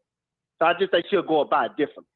It won't be as public like it was with Storm Monroe and like with 7 Stars at one point. You see what I'm saying? I get what you're saying, and I'm just trying to understand this. And when we was giving our commentary on this, now we gotta understand it. I just think that we now know that it was communications.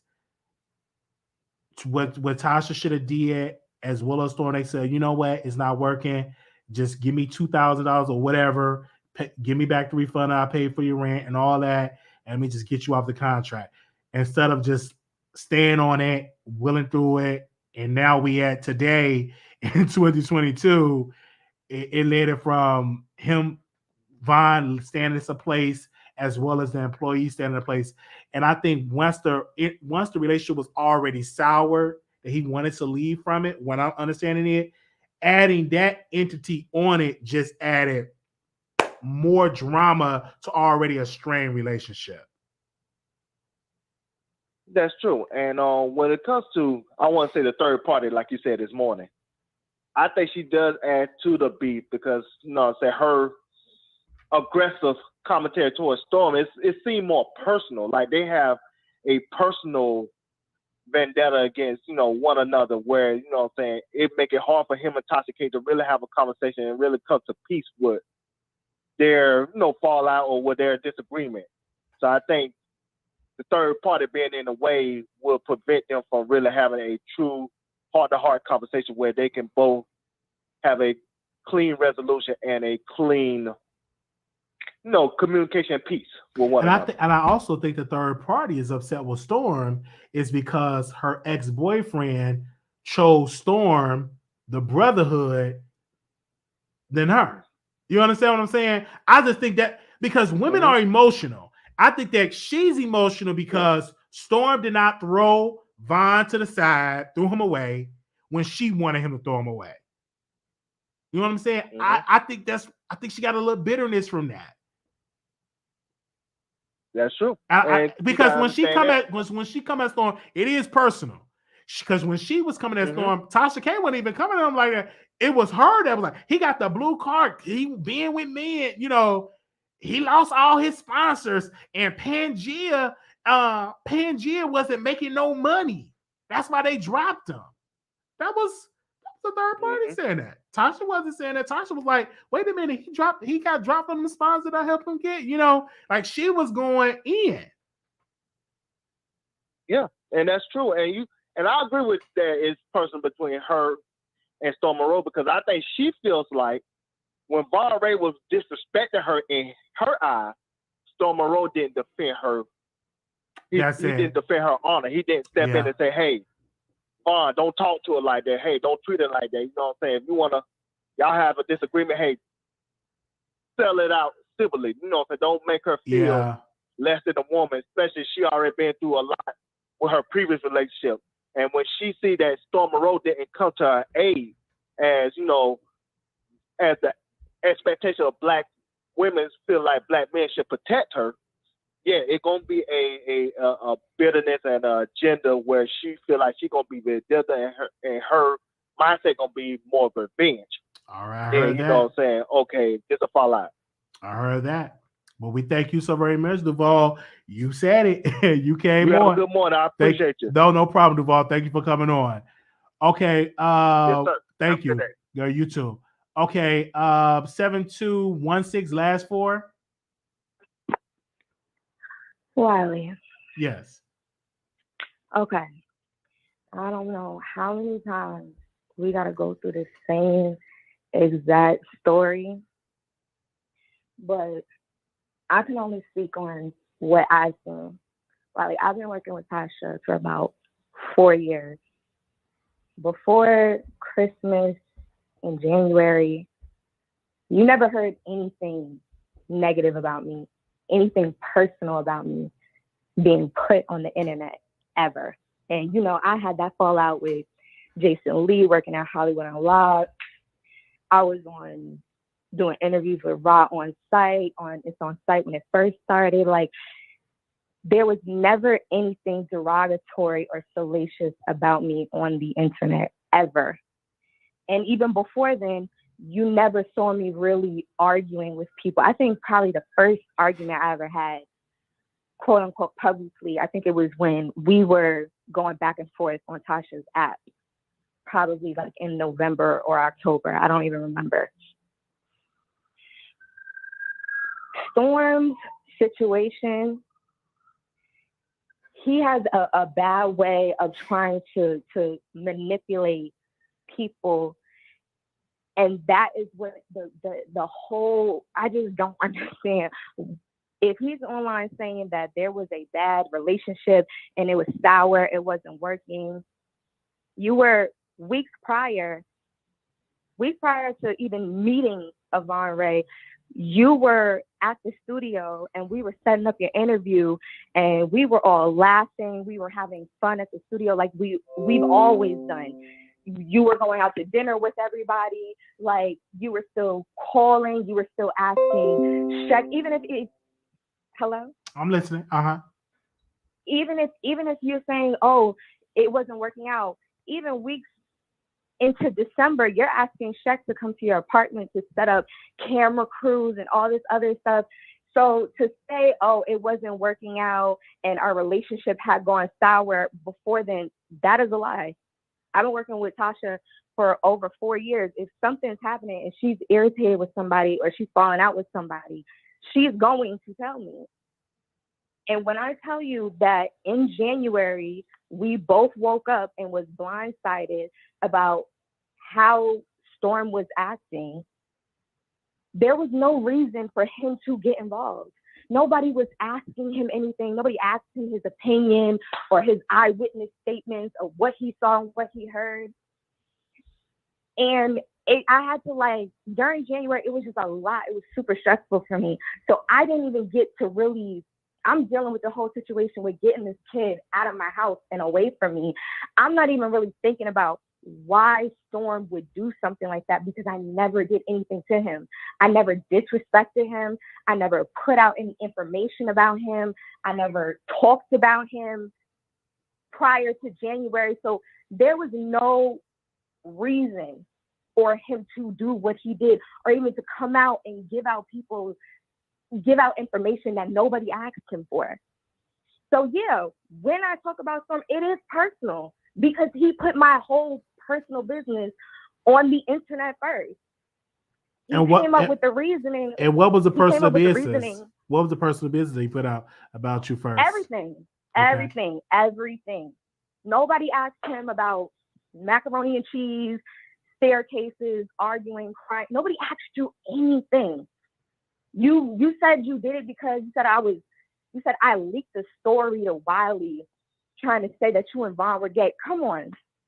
You guys were talking about transgender women and being in bathhouses and all types of, don't try to put the blame on me for the narrative that both of you put out. And when it didn't work out in your favor, now it's my fault, and you're dragging me on a daily basis. Every day, the both for you on 5, 6, 7 hour live streams, embellishing on whatever happened and creating this beef against me as if it needed to be on the internet. And when people say that I get involved into whatever Tasha does or whatever the case may be, all right, I'll take that. Sometimes I do. You're right. I do heighten the situation because if I know somebody's lying, if I know Tasha did not have the intentions of beefing with somebody, I'm going to defend her every single time. But to say that I'm heightening the situation between Tasha and Storm, that's completely untrue. Because Storm had no reason to disrespect Tasha during that time when she's going through a trial and you have all these people talking about her. Why would you pick that moment to join and be an additional problem to someone you did not have an issue with? She wasn't even fucking here.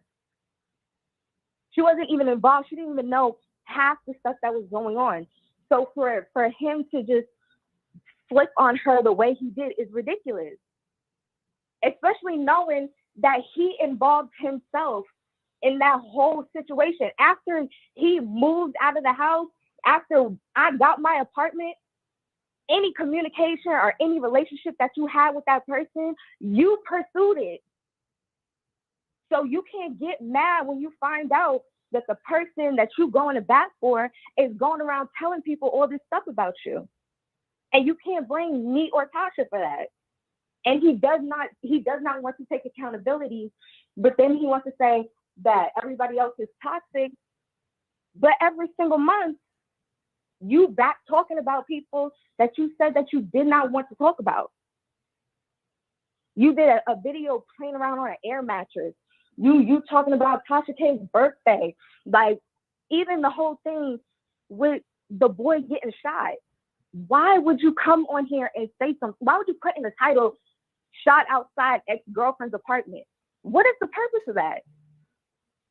If you don't like somebody or you want to distance yourself from somebody, what was the purpose of even coming online and telling everybody he got shot if clearly the police did not want that to get out? But he's also a YouTuber. Like, I know that everybody wants to say that Storm is passive. He's not doing anything. I mean, he's calm or whatever the case may be. But you have to look at the consistency of what Storm does to poke at people. And I can't even say people. What's the consistency that Storm does to poke at me personally? So, yeah, there are times when I'm going back and forth and it is personal and I am aggressive because, truth be told, that shit got me angry.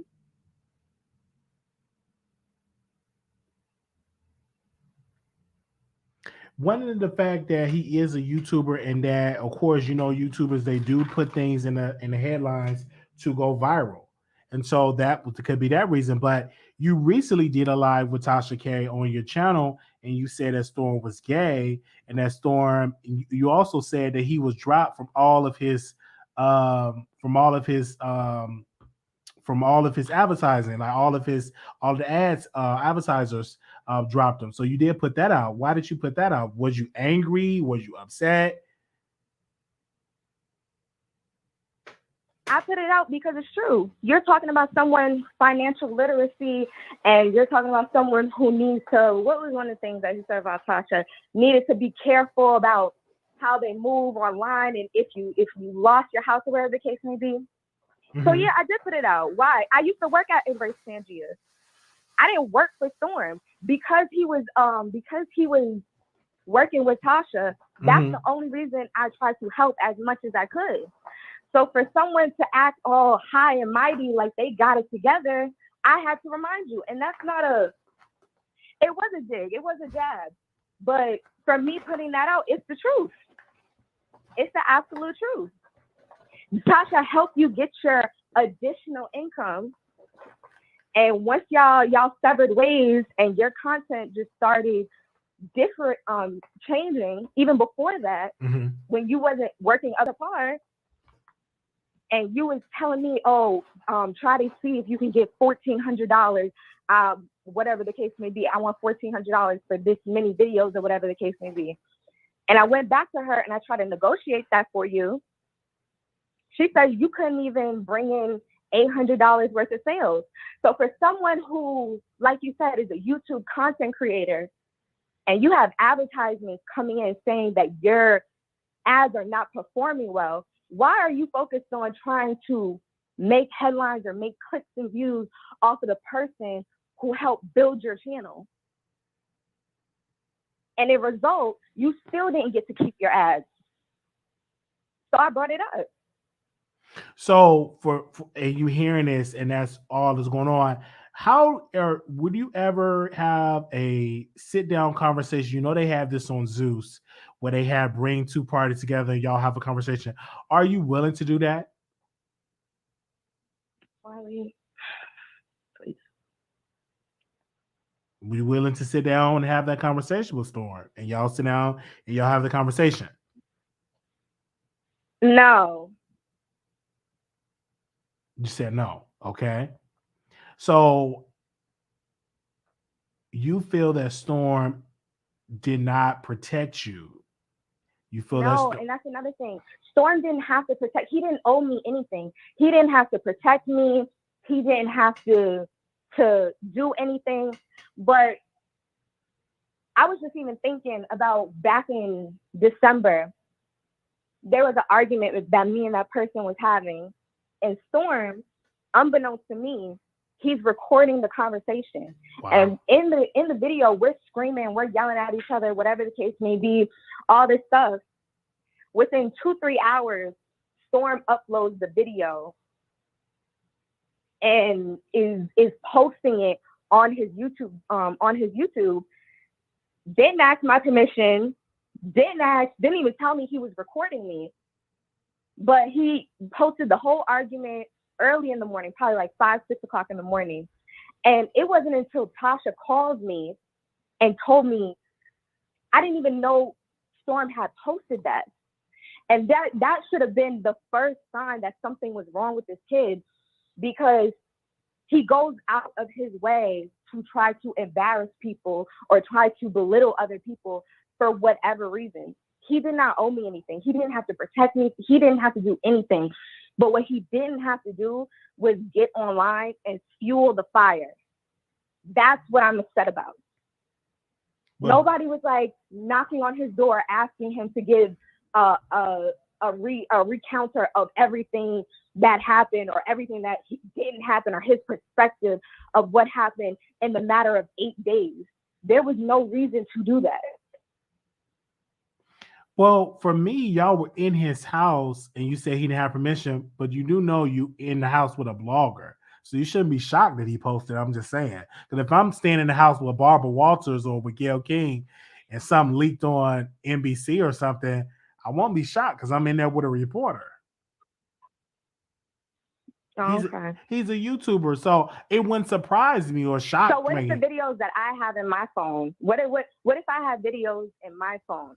Wouldn't that shock me? You was there. Let's talk about that. Hold on a second, Wiley. Hold on, Wiley. Now, didn't Storm put out that I had leaked a video of him and that person? A video of them doing something, of them playing around and wrestling or whatever the case may be. Now, Wiley, you know what I'm talking about? Are you okay? Were you talking about the back cracking situation? Yes, Wiley. Okay. Did I leak that video? No, I haven't seen it on your page. No. Exactly, but what did he do? I'm gonna be real, Wiley. I told you about it, and you mentioned it softly on the show, but I never showed you the video. I never did anything like that. I never posted it. But as soon as he heard you just mention it on your show, he ran over to his page, screenshot the video, didn't put the video up. I don't know why. He says there's nothing wrong with it. Why he didn't put the video up? But he screenshot it and told everybody, "Oh, Chelsea leaked the video of me and Vaughn, so I'm gonna put it out and I'm gonna let you know." And da-da-da-da. But there was never any information that ever leaked. So when you say, "Oh, you're in a room with bloggers," you should expect that. No, you shouldn't. That's not normal. That's not normal to record people arguing at 4 or 5 o'clock in the morning and then upload it to your channel without somebody's permission or without even saying, "Hey, I'm recording." Okay, let me say this. Have you watched Bel Air? Shout out to Hillary in Bel Air. She was in a content house and she got mad because she was doing videos in her underwear and stuff like that. And so the guy, he posted on Instagram. What I'm saying is, if you're in a house with a blogger or a reporter, don't be shocked if he come out. That wouldn't surprise me. I'm like, oh, okay. You in a house with somebody that's a blogger or something like that. But he did take the video down. I think it was up for like a day. Didn't he take it down? Because I saw it. And I'm like, oh, y'all really was going at it. I'm like, it was a very toxic relationship by hearing that audio. And so you called him. Oh no, you said Tasha called him. Tasha called him. Okay. And he took the video down. Do you think that you are the cause, because the public feels that you are the cause of their downfall, of Tasha K and Storm Monroe's breakup? No, because he involved him. I don't know how many times I gotta explain this. When homeboy first got there, and he wasn't supposed to be there because he said he had an apartment, he said he had a car, he said he had everything lined up. As soon as he gets out, negative $800 something in the account, don't have nowhere to go, don't have nothing to do, crying hysterical, family won't pick up the phone. Okay, cool. I was going on a trip literally the next day, so I didn't even have time to really even do anything to help this person except call Tasha. All right, we're going to explain this in a scope. The reason why I felt comfortable to call Tasha and ask her, did she have a place for him to stay, was because the reason why I came down to Atlanta in November in the first place was because someone that Tasha is working with or friends with or whatever had multiple rental properties in the Atlanta area that they were going to show me so I can see which apartment that I wanted to stay in when I relocated to Atlanta. Okay. So I felt comfortable asking Tasha if there was an open apartment or is there anywhere that he could just stay until I get back so he could figure out what he's going to do. She said, Storm is moving in 8 days out of his house in Lawrenceville. And so I said, okay, let's ask him. I asked him. I was very immature, very animated. I was like, please, Kenny, da-da-da-da-da. He said, yeah, no problem. He can do an interview on my show or whatever the case may be. I said, cool. I didn't even take him there. I gave him the address. He said, all right, I'll make it there. The reason why I don't feel like I'm the reason, even though I did bring this person, into our circle, is because, like I said, Storm involved himself. You said that you were moving out in 8 days. I was in the Bahamas for a week and some change. I come back. You're still here. And I have a whole video up on my YouTube channel. We had already toured your apartment in November. We looked at everything. You signed for it. You had all your shit already packed up to go. But you said out of your mouth that you liked hanging out with everybody because you liked watching us argue because it was funny. It was like reality TV. You liked having everybody coming over and all the excitement. And you said, I'll just stay because there's no point, because I don't know anybody in Buckhead. There's nothing for me to do anyway. I'll be bored. So at that point, if there was any toxicity that was bothering you or anything that was upsetting you or irritating you, you chose to stay. And anytime me and that person got into an argument or we got into an issue, you would always be the main one talking or giving your input, even when we wasn't even at the house, even when we were other places. Most people, if two people are arguing, most people just mind their business. You were the main person who was always answering something up or encouraging it. So no, I don't feel like I'm the reason why they fell out, because everything he wanted to do, he wanted to do. You decided to engage with somebody who you knew was talking stuff about me, talking stuff about Tasha, talking stuff about everybody who was helping him, and you was fueling that fire. You was giving him ammunition, telling him business that you had no business telling. You're 29, you damn near 30, you a 30-year-old man, and you meet another man for 8 days, and in a matter of 8 days, you're divulging private information about somebody that you've known for 3-4 years. What was the private information? Was it something personal, like health? It was stuff that he didn't need to know. Okay. It was things that was not, I don't even understand how that would even come up in a conversation. Even the whole situation where me and Tasha was getting ready, because I had already told this boy, like, you have to go. Like, and he said, all right, just give me a couple weeks so I can save some money so I can have somewhere to go. I said, cool. We were so cool. We was coming in and out. We was in the video smiling, having a kiki, whatever the case may be. He was sleeping on the couch. I was sleeping in the bed, the regular people bed. And then once Tasha calls him to let him know we're getting ready to put him out and there might be a bad reaction, just a heads up. For whatever reason, before we even got a chance to speak to him, Storm calls him up and tells him everything, saying, "Oh, it's not right what y'all trying to do. I have to give my bro a heads up." What? You just met this man. And even when Storm was on the phone, this boy comes in screaming and yelling all in my face or whatever the case may be, losing his shit. Storm is on the phone egging it. Yeah, tell him what Tasha said. Don't lie. Tell him what Tasha, y'all just said that. Y'all just said you was gonna do that to him. Like, what the fuck? What is the part? You don't know him.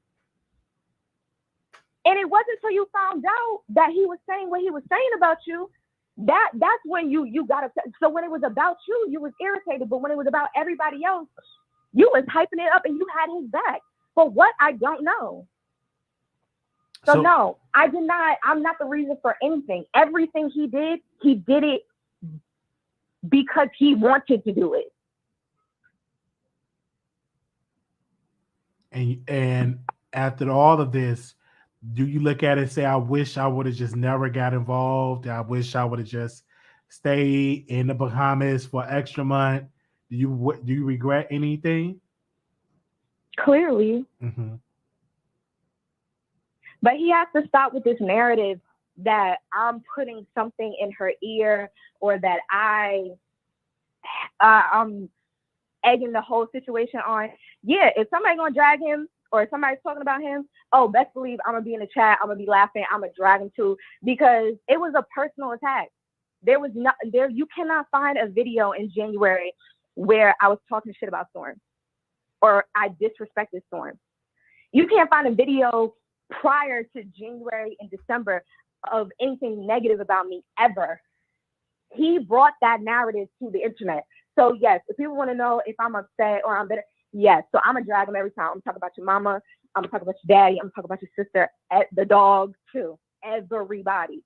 But no, what he did to Tasha was unforgivable. But and it was unprovoked. And Storm Monroe, he said that he had a conversation numerous times that he wanted to leave, that it wasn't work. He wanted to leave Atlanta. But could it be that Tasha K is not telling you everything? Could that possibly be the reason? Because according to Storm, he said, hey, I went to Tasha a couple of times and said that it wasn't working. Could it be that Tasha K just did not share that with you? Tasha wouldn't have gave a fuck. She would have been like, okay, go. She told you to move from around the corner from her. You wanted to live around the corner for whatever reason. And Tasha told you to leave then. So no, I don't believe if he came to her and said, oh, I don't want to be in Atlanta. Like, what benefit did she have having you here? She brought you here when she was pregnant because she wanted you to take over the show. You didn't even do that. So after anything else, there was no benefit of having you, whether there was a contract or not. Whether it was contract or not, you could have fulfilled that contract wherever you wanted to go. Again, this is what Storm does. You chose to inconvenience yourself and then wanted other people to feel bad for you. There was multiple conversations where Storm said he hated Atlanta because it was ghetto. He ain't like the black people here. Everybody was dumb, illiterate, hood, whatever. Has he had those complaints openly? Yes. But if he wanted to go and he wasn't happy with his whole situation at the studio, you could have went. You could have gone. She told you to move away from her. So at that point, you didn't need to get an apartment at Buckhead. You could have went anywhere after that. All right. But we want to thank you. This is none other than Chelsea.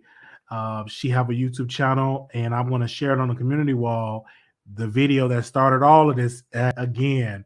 This is like episode. No, Wiley. No. This is like episode 3 of season of this drama. But I'm going to talk to you offline and see if we can get you and Storm in the same room. I'm going to fly down to Atlanta and bring a camera crew so you and Storm can have a conversation and you all see face to face. And I want to host that. Would you be down for that, Chelsea? Well, you are so delusional sometimes, I swear. I want to fly down to Atlanta. Y'all gonna have that conversation, and y'all just have it and everything like that. I'm glad that you're safe, because some things happen in front of your building. I'm glad that you're doing well and you're safe. So, yeah. So anything else you want to share before I move on with the show? Because I'm going to get a couple of more callers. I just want to make sure you get it all off your chest and something, because I thought you were angry. It seems to me that you and Storm just have a disagreement, and hopefully y'all can be at peace.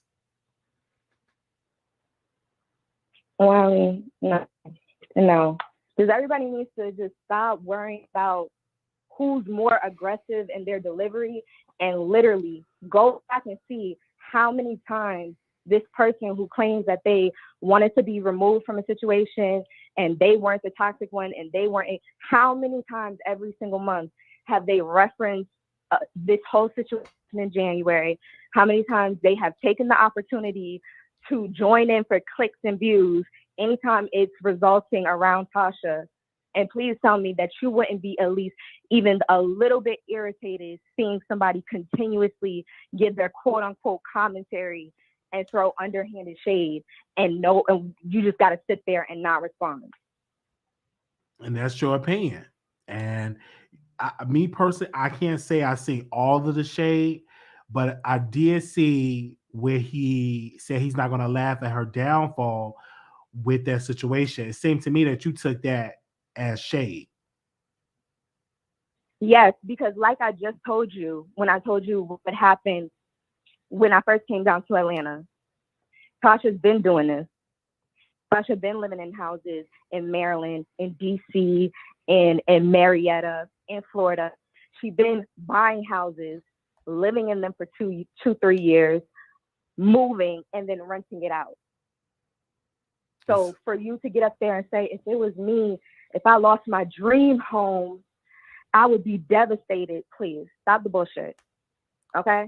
You feeding into the naps. This is what I'm talking about versus somebody who's a online commentator, online blogger versus somebody who knows you in real life. Okay.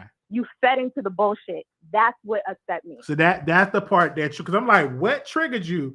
And that him saying that if you lose your dream house, that have to be devastated. That's a nice house. And she did not lose, just for the record, she did not lose her dream house. She's renting out the house. I just want to put that for people say, oh, did she lose it? Like, no, she did not lose it.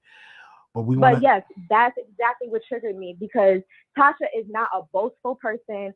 She does not brag about the private accomplishments that she has outside of YouTube, whatever the case may be. However, if you're around her in her personal circle, you know what she does and you know how often and consistent she does it. So if you know this, she buys houses, lives in them, gets them all set up, and then leaves and moves on to the next one and rents that space out, why would you get online with everybody and try to act as if she's going through a devastation or some stuff? Like, you fed into the narrative and you know you did it on purpose. That's what pissed me off. All right. Well, thank you so very much for clearing it up. I'm gonna take a couple of more calls, Chelsea. I know you're gonna be listening. So they're gonna be. No, it's 11 o'clock in the morning. I'm going back to bed. Thank you, Wiley. Thank you, Chelsea. Okay, so this is the time. The number is 646-716-8447. I'm actually going to bed myself. Wow. Okay. 4334. I'm sorry. 433. Wiley. Yeah, could you hear me? I'm sorry. We had to bring Chelsea on and give her side. Give me a second. I'm gonna put the number on the screen. Go ahead, sister. What's on your mind? Okay, well, yeah, I mean, these last two phone calls was about 40 minutes? Yeah, Chelsea. I was on hold. Yeah, Chelsea had to get her side. Yes. Well, I mean, I understand. Just listen to what she said. I mean, yeah, I kind of see why, she was angry with him. But I wanted to talk about you trolling with this Make America Great Again. Let's talk about it. You started to remind me of that guy from Django, from Sam Jackson character. What was his? Oh, you're talking about. Oh, no, you're talking about. Yeah. But listen. Well, you know what? You stopped it. I'm gonna bring a camera crew when I'm at the bar with the conservatives getting free drinks, okay? And I'm gonna bring a camera. If y'all have a camera crew, follow me to the bar, email me at wileyshow@gmail.com. You get free drinks. And so I put on the shirt, Make America Great Again, and I love just talking to conservatives. I just love it. I love talking to conservatives because they have a point of view. You know what I'm saying? And I love being around Trump supporters. I wanted to go to a Trump rally. My mom don't want me to go for safety concerns. But the last time he was in Chicago, I remember years ago when he was running for president, he was comes to Chicago. Some told me don't go. Man, all them protests, I was so mad because I really had my Make America Great Again shirt. I had a Make America Great Again Air Force Ones, and I really wanted to go to the rally and see Trump. I wanted to take a picture with President Trump. I wanted to take a picture with him, and then the protesters shut it down, and of course he had to leave with Secret Service. But I think Trump is more entertaining than Biden. I mean, every time I think of Biden, I just get sleepy because that man. Yeah, I mean, I do agree with that. I actually voted for Trump, and I was mad when he didn't get voted in because I knew what was going to happen with Joe Biden. He's too old. And then where's Camilla, whatever her name is? No, we never even see her. No, Kamala Harris. See, this is the thing about Kamala Harris. She is the president of the Senate. So because the Senate is 50-50, 50 Republicans, 50 Democrats, when it's a 50-50, Kamala Harris has to break the tie. Kamala Harris was just, I forgot what she is. She an AKA? She was just at the AKA convention. She was at the Essence Festival, and then she was at another fraternity event. So she do go out, but her main job is to be at Capitol Hill because she have to break the tie. Yeah, so it's unfortunate. It's unfortunate that she can't be out here, be out free, but until we elect more Democrats or more Republicans where she don't have to break a tie, you will see more of her. But she been out, she been doing stuff. It's just that I wish that her team come on the Wiley Show and y'all can see what she does. You know what I'm saying? And her do more interviews. Like she need to be on the night show. She need to be on the Breakfast Club again. She need to be with black media because if black folks don't see you, they're gonna say you ain't doing nothing if they don't see you. Well, and they not doing nothing. Joe Biden is not doing nothing for black people. My last thing, let me get out of here because I know you got people waiting on you. This whole thing with Storm Monroe, I think you know what. When he made that video about Tasha, about I'm not trying to get into it, but let me get into it. That was low key passive aggressive. he made it seem like, oh, everybody want me to talk about it, but I really don't want to talk about it.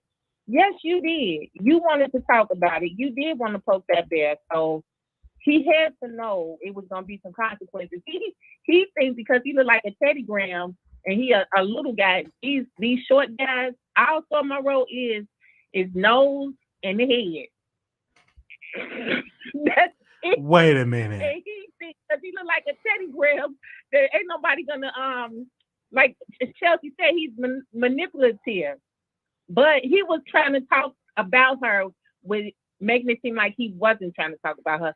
So I'm glad Tasha went in on him. It's unfortunate that she had to bring in his mom and all of that, but he got what he was asking for. Stop doing that. You know, if you want to talk about somebody, talk about them. Don't try to act like you don't want to talk about them. Just be honest. Mm-hmm. Stop hiding. You know, because that was it. Why it was a short live that he did about the situation, but Tasha K was in the news. He's a blogger, so he shouldn't talk about her. No, it's fine that he talked about her, but the way he worded it, I want to talk about her, but everybody keeps asking me to do it. No, you wanted to talk about her just like everybody else did, but you ain't have to say that. I didn't really want to talk about it, but everybody keep emailing me and DMing me to talk about it. No, you wanted to talk about it. Just be honest. Just say, you know what I'm saying? Say what you wanted to do. That's all. All right, but yeah, you should talk about it. She's a hot topic, right? Yeah, she definitely was in the news and a hot topic. I just want to put for the people that is here that she did not lose her house. The house is for rent and stuff like that. So now that Chelsea brought it up, she lose her dream home. I think what he tried to say, I'm not going to put words in his mouth. Maybe what he tried to say is that she had to move out of her dream home and put it for rent. Not losing her dream home. Maybe, I don't know. But that's up to him to decide. But the words he was saying, yeah, he was poking the bear. He was poking the bear and trying to make it seem like, oh, no, I mean, I really don't want to talk about I'm not gonna put words in his mouth, but so and I dropped the link for Storm if he want to come on and speak, but because he said he didn't want to talk about it, and what I would have said is, she had to move out of her dream home. Not that she lost her dream home, because when you say lost, that's like she lost it in foreclosure or something. Saying that. I mean, it's obvious she didn't lose it because it's up for rent, but I mean, it was just the way he worded things. Like, I don't really want to talk about it, but since everybody asking me, let me talk about it. But yeah, and then she got you. She got you. She gave you what you was looking for. Yeah. So, all right, Wiley. Thank you, sis. Thank you so much for calling in. The number is 646-716-8447. But Chelsea is saying that she had multiple properties that is for rented, and this is not new. 0235, call you on the air. Wiley. Chelsea was saying a whole lot of nothing. And my issue with her is that she still doesn't take accountability for her actions. No one told you, no one forced you to go sleep with Vaughn. Let's just keep it real. This is my issue with her. She's saying, oh, Storm was releasing all this private information about me, but yet you haven't even provided a receipt. You didn't even try to give us specifics about it. Like, stop it. Let's just stop playing games. Like, the difference between you and Storm is that Storm's career is based off the mess. What is your excuse? Stay in your lane and be an employee and stay behind the scenes, because you ain't cut for this YouTube game. I'm sorry, you are not cut for it. And my thing is that she is the common denominator in Tasha's and Storm's downfall, and that's just the truth. It's so obvious. Like, she's just. I guarantee you, if Tasha gets another mentee, she's gonna be the reason why they fall out. She's just so messy, and I would have respect for her if she would at least own it, but she doesn't. Just take accountability for your actions. Like, that's all I gotta say. She's just messy, and she got to go.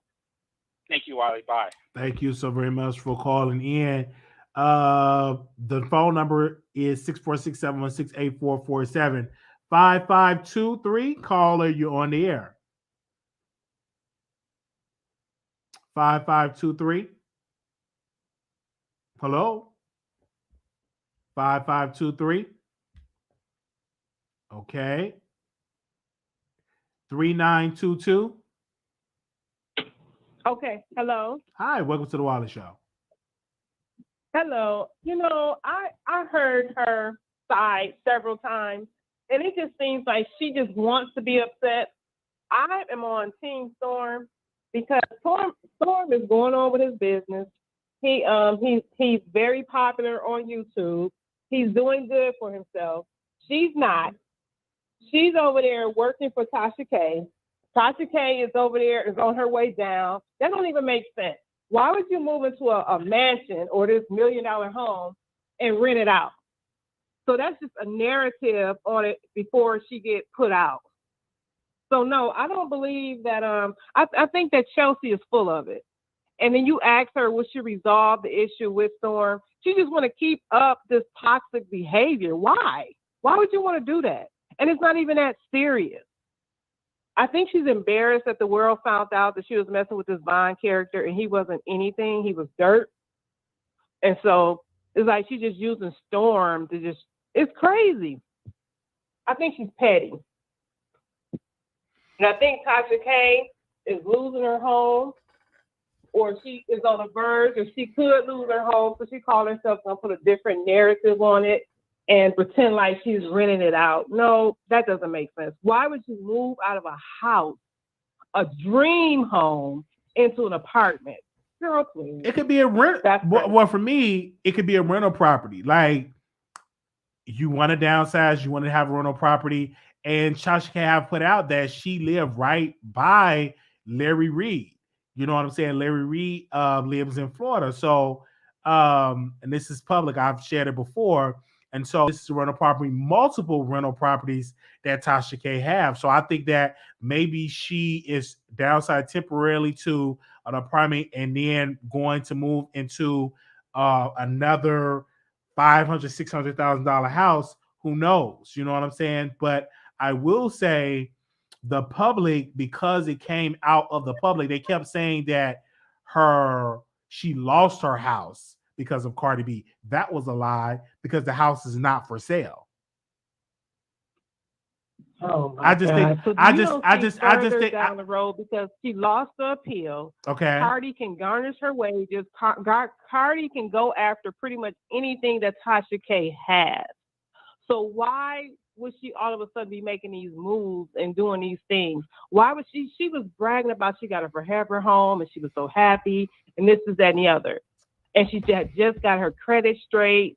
So why would she move into this home to now all of a sudden move into an apartment? She's downsizing everything. But for me, so it's rental property. Like, she's trying to downsize her money so Cardi can't get it. I don't think so. I don't think so, because if you getting $4,000 or $4,000 to $5,000 you're paying for renting out for $4,000 to $5,000 and your mortgage is $2,000, that's a net profit. I think what she's doing is bringing in more money, more revenue that she can live on.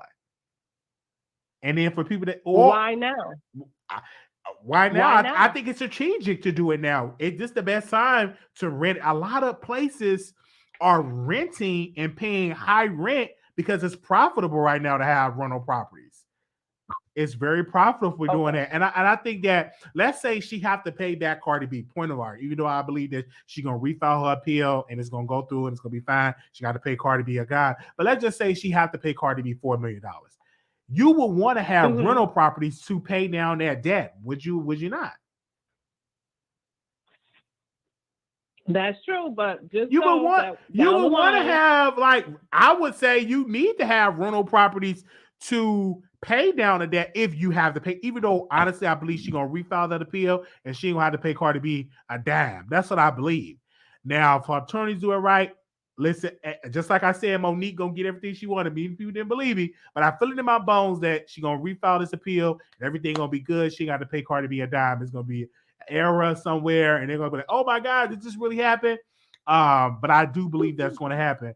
But that's what I believe. I believe that she have because rumor have it that she have multiple properties for rent. It's just this one particular because it was her residency, her primary residency, that because it was so public, the public was just zooming on that. But I feel in my bones that this sister got multiple rental properties, that she's just getting a good income. And if you living by Larry Reed making good money, that man just paid off debt for about 15 of his subscribers. So, and he got a place in Florida and a place in Georgia. When we find out that we should Tasha K see was doing all this to hide money or whatever the case may be, I'm gonna call back and I'm gonna say I told you. You can call back, All and right. I'm open the lines up and let you call back, sister. Thank you. The phone lines. Thank you so much. The phone lines is open. 9622, calling you on air. Hi, yes. I feel like Tasha should hide all her money. Like, I feel like that's the smart thing to do. The other caller is saying like she shouldn't, like she's downsizing. I feel like that's the smartest thing for her to do. Like, but anyway, I want to talk about Chelsea. I feel like Chelsea want to be this it girl YouTuber, like trying to be in this space, and I feel like it's way too late for her to try to enter this space. Like the whole YouTube game was real popping and try to enter the drama in like 2017 to like 2021. Now it's way too late for her. She's trying to get clout off Storm. I feel like Storm is allowed to comment on anything he want to comment on. They've been talking about him and dragging him through the mud for months now. Why can't he say nothing? He say it passive aggressively. He say it aggressively. Damned if he do, damned if he don't. He can say what he wanted to say. Like, I don't know who they think they are. I just feel like Storm need to pick up his balls and start really validating everybody, like especially Chelsea. And that's all I gotta say. Okay. Thank you so very much for that. We're gonna go to the we're gonna go to the next caller. 8098, calling you on air. Hi, Wiley. How are you? Hi, it's the shot too. I'm doing wonderful. You loud. You got on your microphone. Go ahead, sister. So sorry about that. No, the phone was on speaker. Okay. Let me just say, I'm a huge Storm Monroe fan. I think he's very articulate, but he's not perfect. I know there's a lot of women here in your chat and in general. It seems like they have a certain vendetta against Chelsea. And it's embarrassing to say the least as a woman, especially how everyone have so much to say about a relationship that none of us were even involved in. We're only getting information from third party because Storm is just a third party. And the thing that's bothering me is you had 8 days to leave that property. I have properties, but I have to rent as well. And he had 8 days to leave. She was gone for well over 10 days, and he was still there. So that tells me, and mind you, he's, according to what everybody's been saying, he's saying he didn't like Atlanta, he wasn't supposed to move. And yes, I feel people are saying, oh, she got to talk about her side, she's not a victim, and this, that, and the third. It's not even about her being a victim. It's about her being a woman who was in a relationship with a man that just got out of jail, and she wanted to extend an extra hand to help out a man whose family literally turned their back on him. Because if his family really wanted to help him, they would have helped him. And then after that, when people are actually helping you and you're not even standing up for me, you'd rather go hang out with some dude that you just met through me, and we're supposed to be in a relationship and this, that, and the third. And it seems like, you know what I'm saying? Because as a woman, I get it. And I know a lot of people are probably saying, especially in the chat, saying that I'm probably toxic as well. But it's just this. It's the reality. When you're in a relationship with somebody, you're in a relationship with just one person, not the person that was supposed to move a long time ago. Well before, like, come on, let's be real. And now there's a big problem with Tasha and Storm, which is unfortunate because I kind of looked at it. I thought Tasha would be like a second mother to him, like he was always giving flowers to her and things. And now we just want to put Chelsea in the situation. And 9 out of 10, I bet you the fact that Storm wanted to leave, I bet you it was about 40% Chelsea, 60% pride. And he just don't want to be wrong. Nobody likes when they're wrong. But that's all I had to say, Wiley. Thank you. And I hope they find a common ground and fix whatever. And you women really need to chill out and get yourself a life, because this has nothing to do with us. Thank you so very much for calling in. We're going to go to the next caller. Anonymous, you live on air. Hello, Wiley. Hi. First of all, Wiley, like that lady said, it's not our business. They put us in their business because it's on the internet. So it's our business too. First of all, Kelsey, I told Tasha K to fire you months ago. Because Wiley having a relationship with the employees are against the rules. Tasha K and Wiley, I saw a video allegedly on YouTube saying Kelsey was in a relationship with a dude that Tasha K interviewed months ago. Accused of hurting his kids. Kelsey is a liability, Wiley. That's just what it is. You're talking about Duty Low. Are you talking about Duty Low? Yes, Wiley. There's a video. Somebody put that up.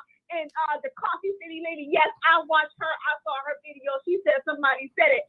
I don't know who that man is, but it was in there saying that Kelsey was using him for Instagram views when she was in there talking about the other lady, Mom Radio. We know this, Wiley. Kelsey, you're a clout chaser. So Monroe, get on your YouTube and speak to your followers. They was talking about his mother, Wiley. That's disrespectful. Tasha K is the lowest of the low. Kelsey, you and Tasha K was talking about this man, mama. I don't care what y'all did for him. You don't talk about his mama. She's not on YouTube talking about you, Tasha K. And it sounds to me, Kelsey, you're mad because Storm Monroe told Monroe that y'all was gonna kick him out. Well, he gave him a heads up. It was his friend. I don't care if he met him 3 days ago. The man was going to be homeless, and Storm Monroe gave him a heads up. And y'all mad at him about that? Get a life, Kelsey. You need to be fired. Tasha K, I told you months ago, fire Kelsey. Kelsey, I don't understand what you're doing. You cannot get mad at people because you dated the prison man. The man was fresh out the pen. He was fresh out the pen, Wiley, and he came home to a comfy home thanks to Kelsey. Kelsey, we told you, you don't date men out of the penitentiary. It's prison talk. We told you that. And you sat here and fell for this man. Now, the people saying you're talking to the other guest. Now, Kelsey, I don't know what's wrong with you, but man, get it together. You're a pretty young lady, but stop talking about that man, mother. And Tasha K, we not fools. We know what you're doing, Wiley. You don't put up your house. That I don't know how long Tasha K been living there, but it don't look like it was 5 years because the house looks brand freaking new. Tasha K, you don't put up your nice house for rent if you don't need the money. Cardi B is coming. Kelsey, you're fired. Get out of here, Tasha K and Kelsey, and find you a new co-worker because Kelsey is very messy. She's the reason why Tasha K is gonna keep getting sued, Wiley, over and over again. And I'm gonna be right here sitting here listening to the mess. Good day, Wiley. I would say for me, thank you, sister, for calling. That was Sister Conservative. That I brought Von Ray to the public. I brought it. I think I was the first YouTuber to talk about Von Ray and stand with Storm. I believe I was the first one. I believe I was the first one to put it out there. And then, of course, Storm came out and confirmed that Von was staying with him. I believe I was the first one to put it out there at that time that situation had happened. I would say that I was one of the first. But I did it because it was some good content. And honestly, okay? It was some good content. 7677. Yes, hello. Hey, welcome to the Wiley Show. Hi, can you hear me? I can hear you loud and clear. Okay, so I'm trying to figure out why are you guys still stuck on whatever Chelsea, and why are you guys still stuck on that fact? Like, why? For what? That shit has came and gone, has went and went. So what are we doing now, present?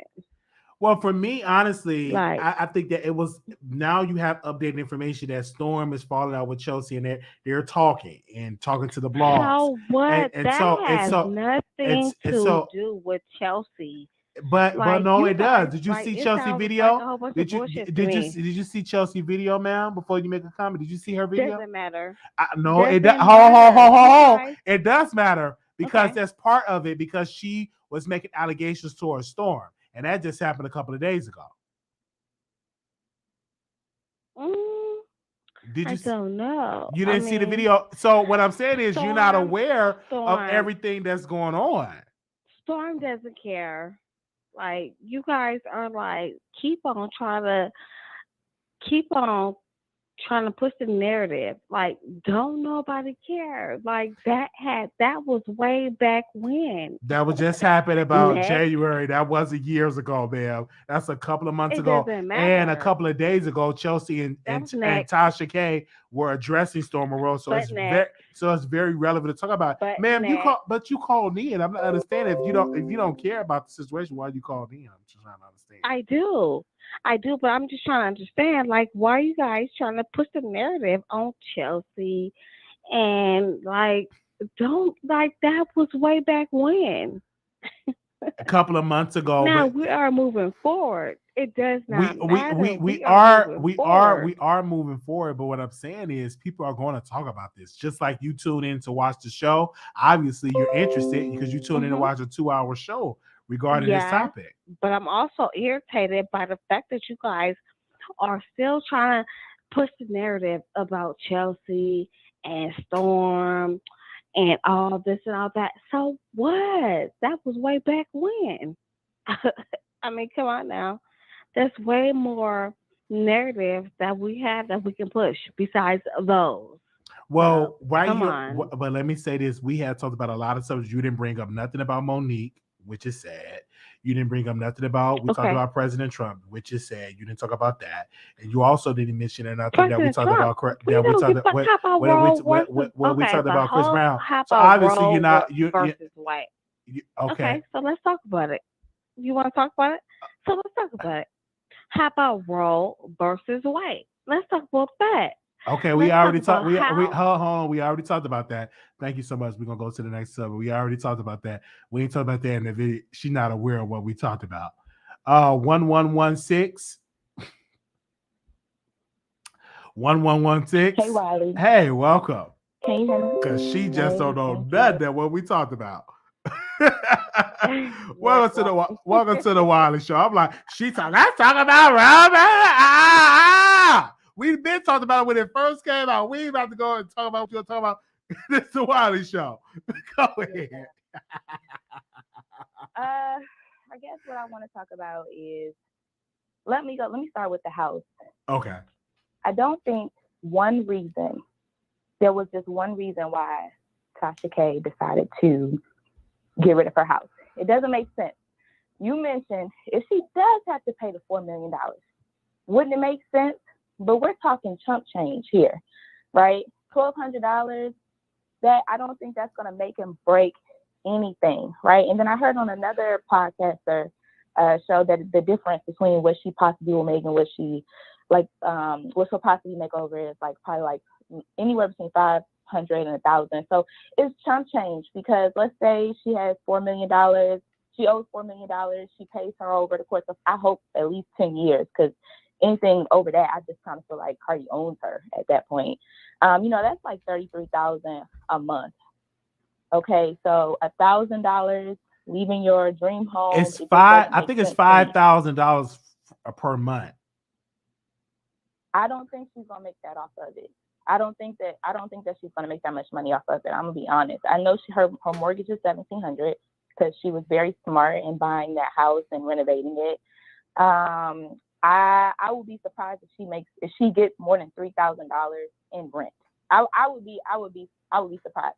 But okay, you get $5,000 from that house, right? And then you still owe, you still owe over $20,000 more. I personally think there's other ways for her to get more money. She could do flips.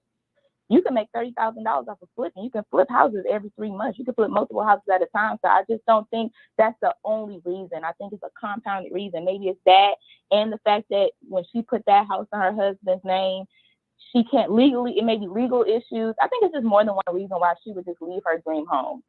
I think that home had sentimental value for her, and I don't think making $5,000 when you owe, $30,000 a month. I don't think the $5,000 would make a whole lot of difference. Also, she didn't really speak on why she moved out the house. Not to my knowledge, unless I missed it. Not like she did, like her trading in that Escalade. So I think there's a reason why she didn't put that out herself. Tasha K is very open. So I think that does kind of affect her a little bit more. But, she's a class act. She's not going to let us see her sweat. But I do think it's just multiple reasons why.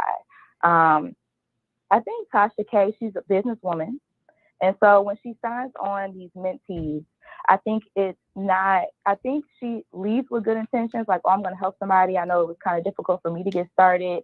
But also I think, maybe she's getting a percentage back, as you mentioned the contract.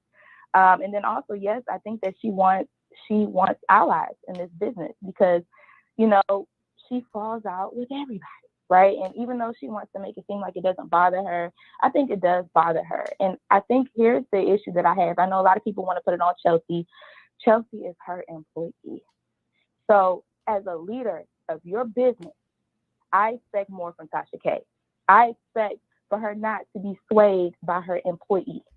I expect for her to have ethics and integrity in her business. I expect for her employee to come saying, hey, I've been sleeping with somebody that you interviewed. Can you call somebody and ask for him to stay at his house? I expect her to be like, heck no. That's not how we move over here, right? I expect her to have certain conversations offline and not go live every time she feels some type of way, right?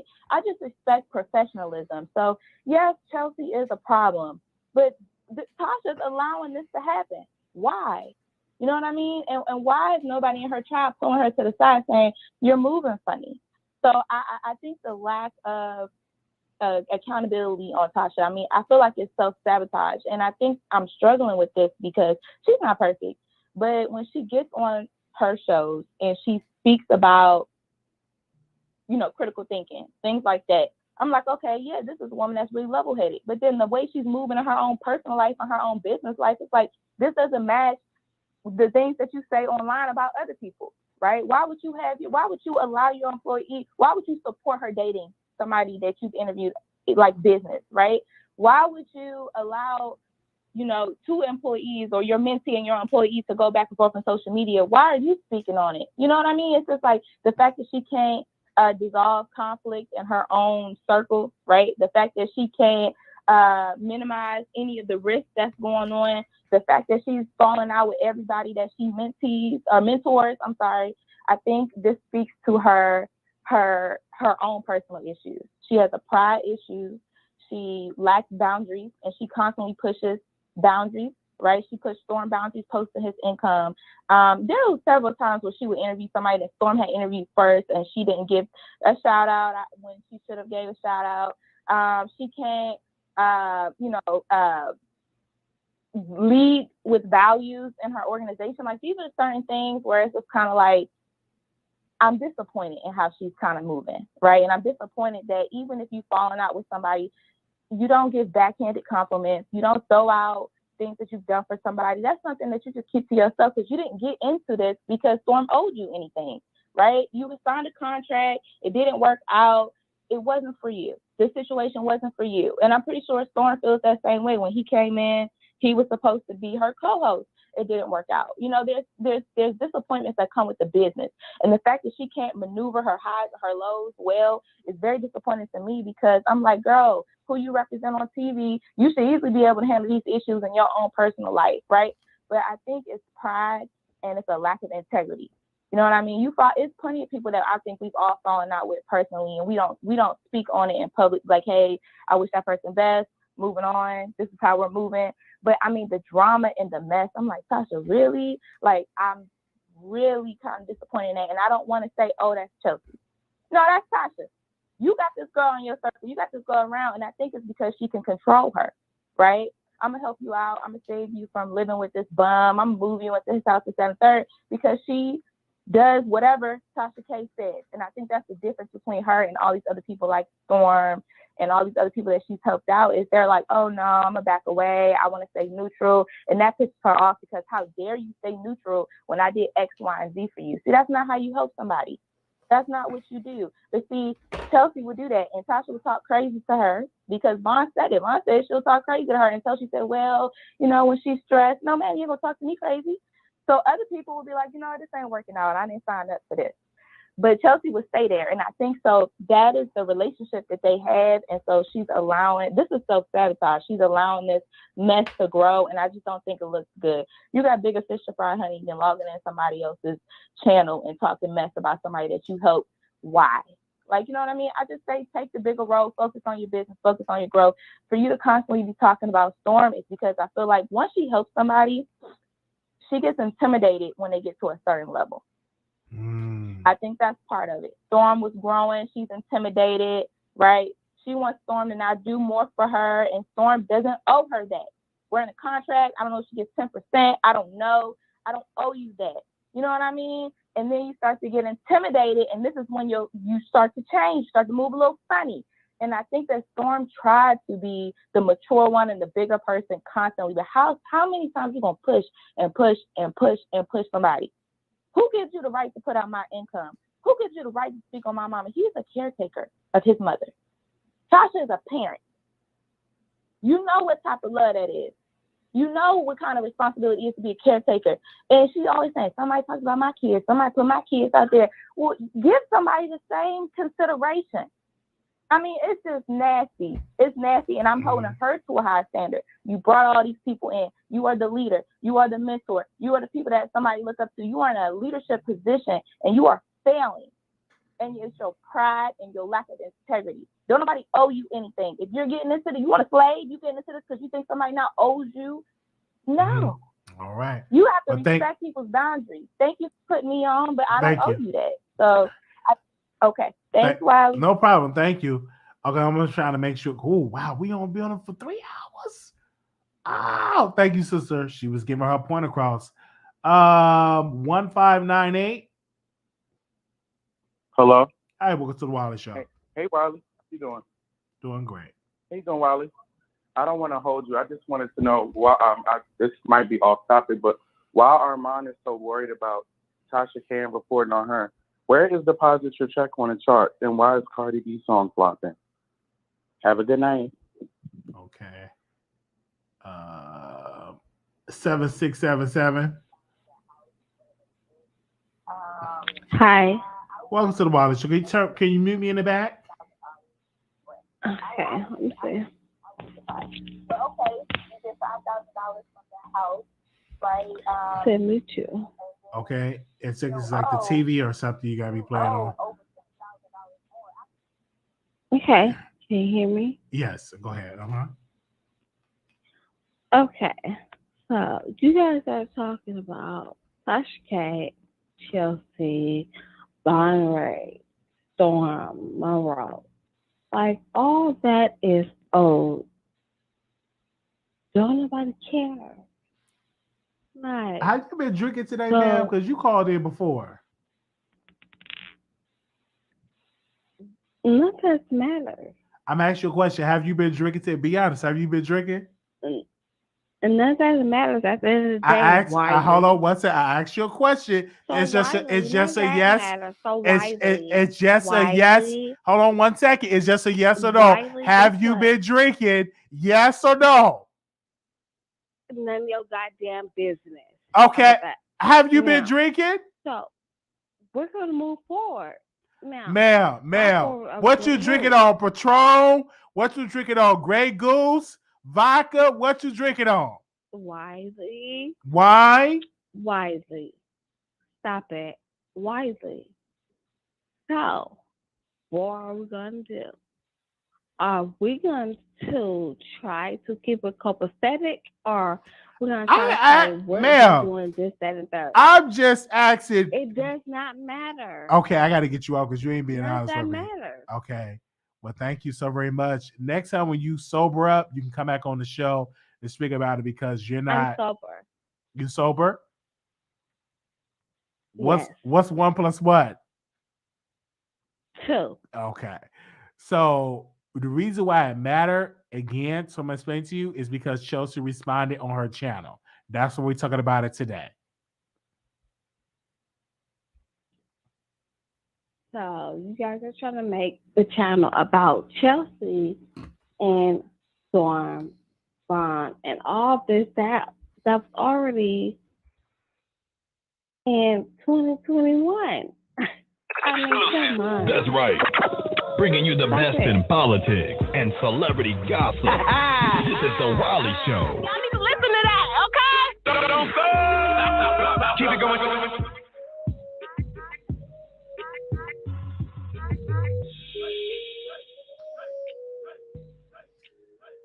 Okay. Clearly, she do not know the subject. Let's bring her back on. I'll try to see if she can get to the subject.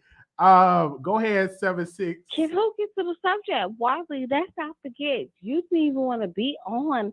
You didn't even want to be on YouTube no more. You didn't even want to, you didn't even want this. So, let's talk about it, Wiley. You got 60 seconds. I have to say, Wiley, you are weak as fuck. No language. We you gotta, don't even want to be here. Okay. I gotta get you off because you cuss. Bye. All right. Thank y'all so very much for calling in. Oh man, thank y'all so very much for calling in. Excuse me. Thank you all so very much for calling in. Also, too, we got a quick announcement. Make sure y'all thumbs up the video, leave us a comment. Make sure y'all subscribe. This was fun. Thank y'all. This was an amazing show today. I was not expecting to get that phone call from that lady. Just weird. All right, but you never know. She sound like a new caller. Thank you all so very much. We will see y'all in the next episode. Peace. Make sure y'all subscribe, thumbs up the video. And also, we put a poll on the community wall. Should I be on Chasing Dallas? Y'all, we put that poll on the community wall. So make sure you all vote on the community wall. Head to the community wall right now and put your vote in and leave us a comment and let us know how it was, how I should do it. Should I do it or should I not? You leave a comment. Peace. Right.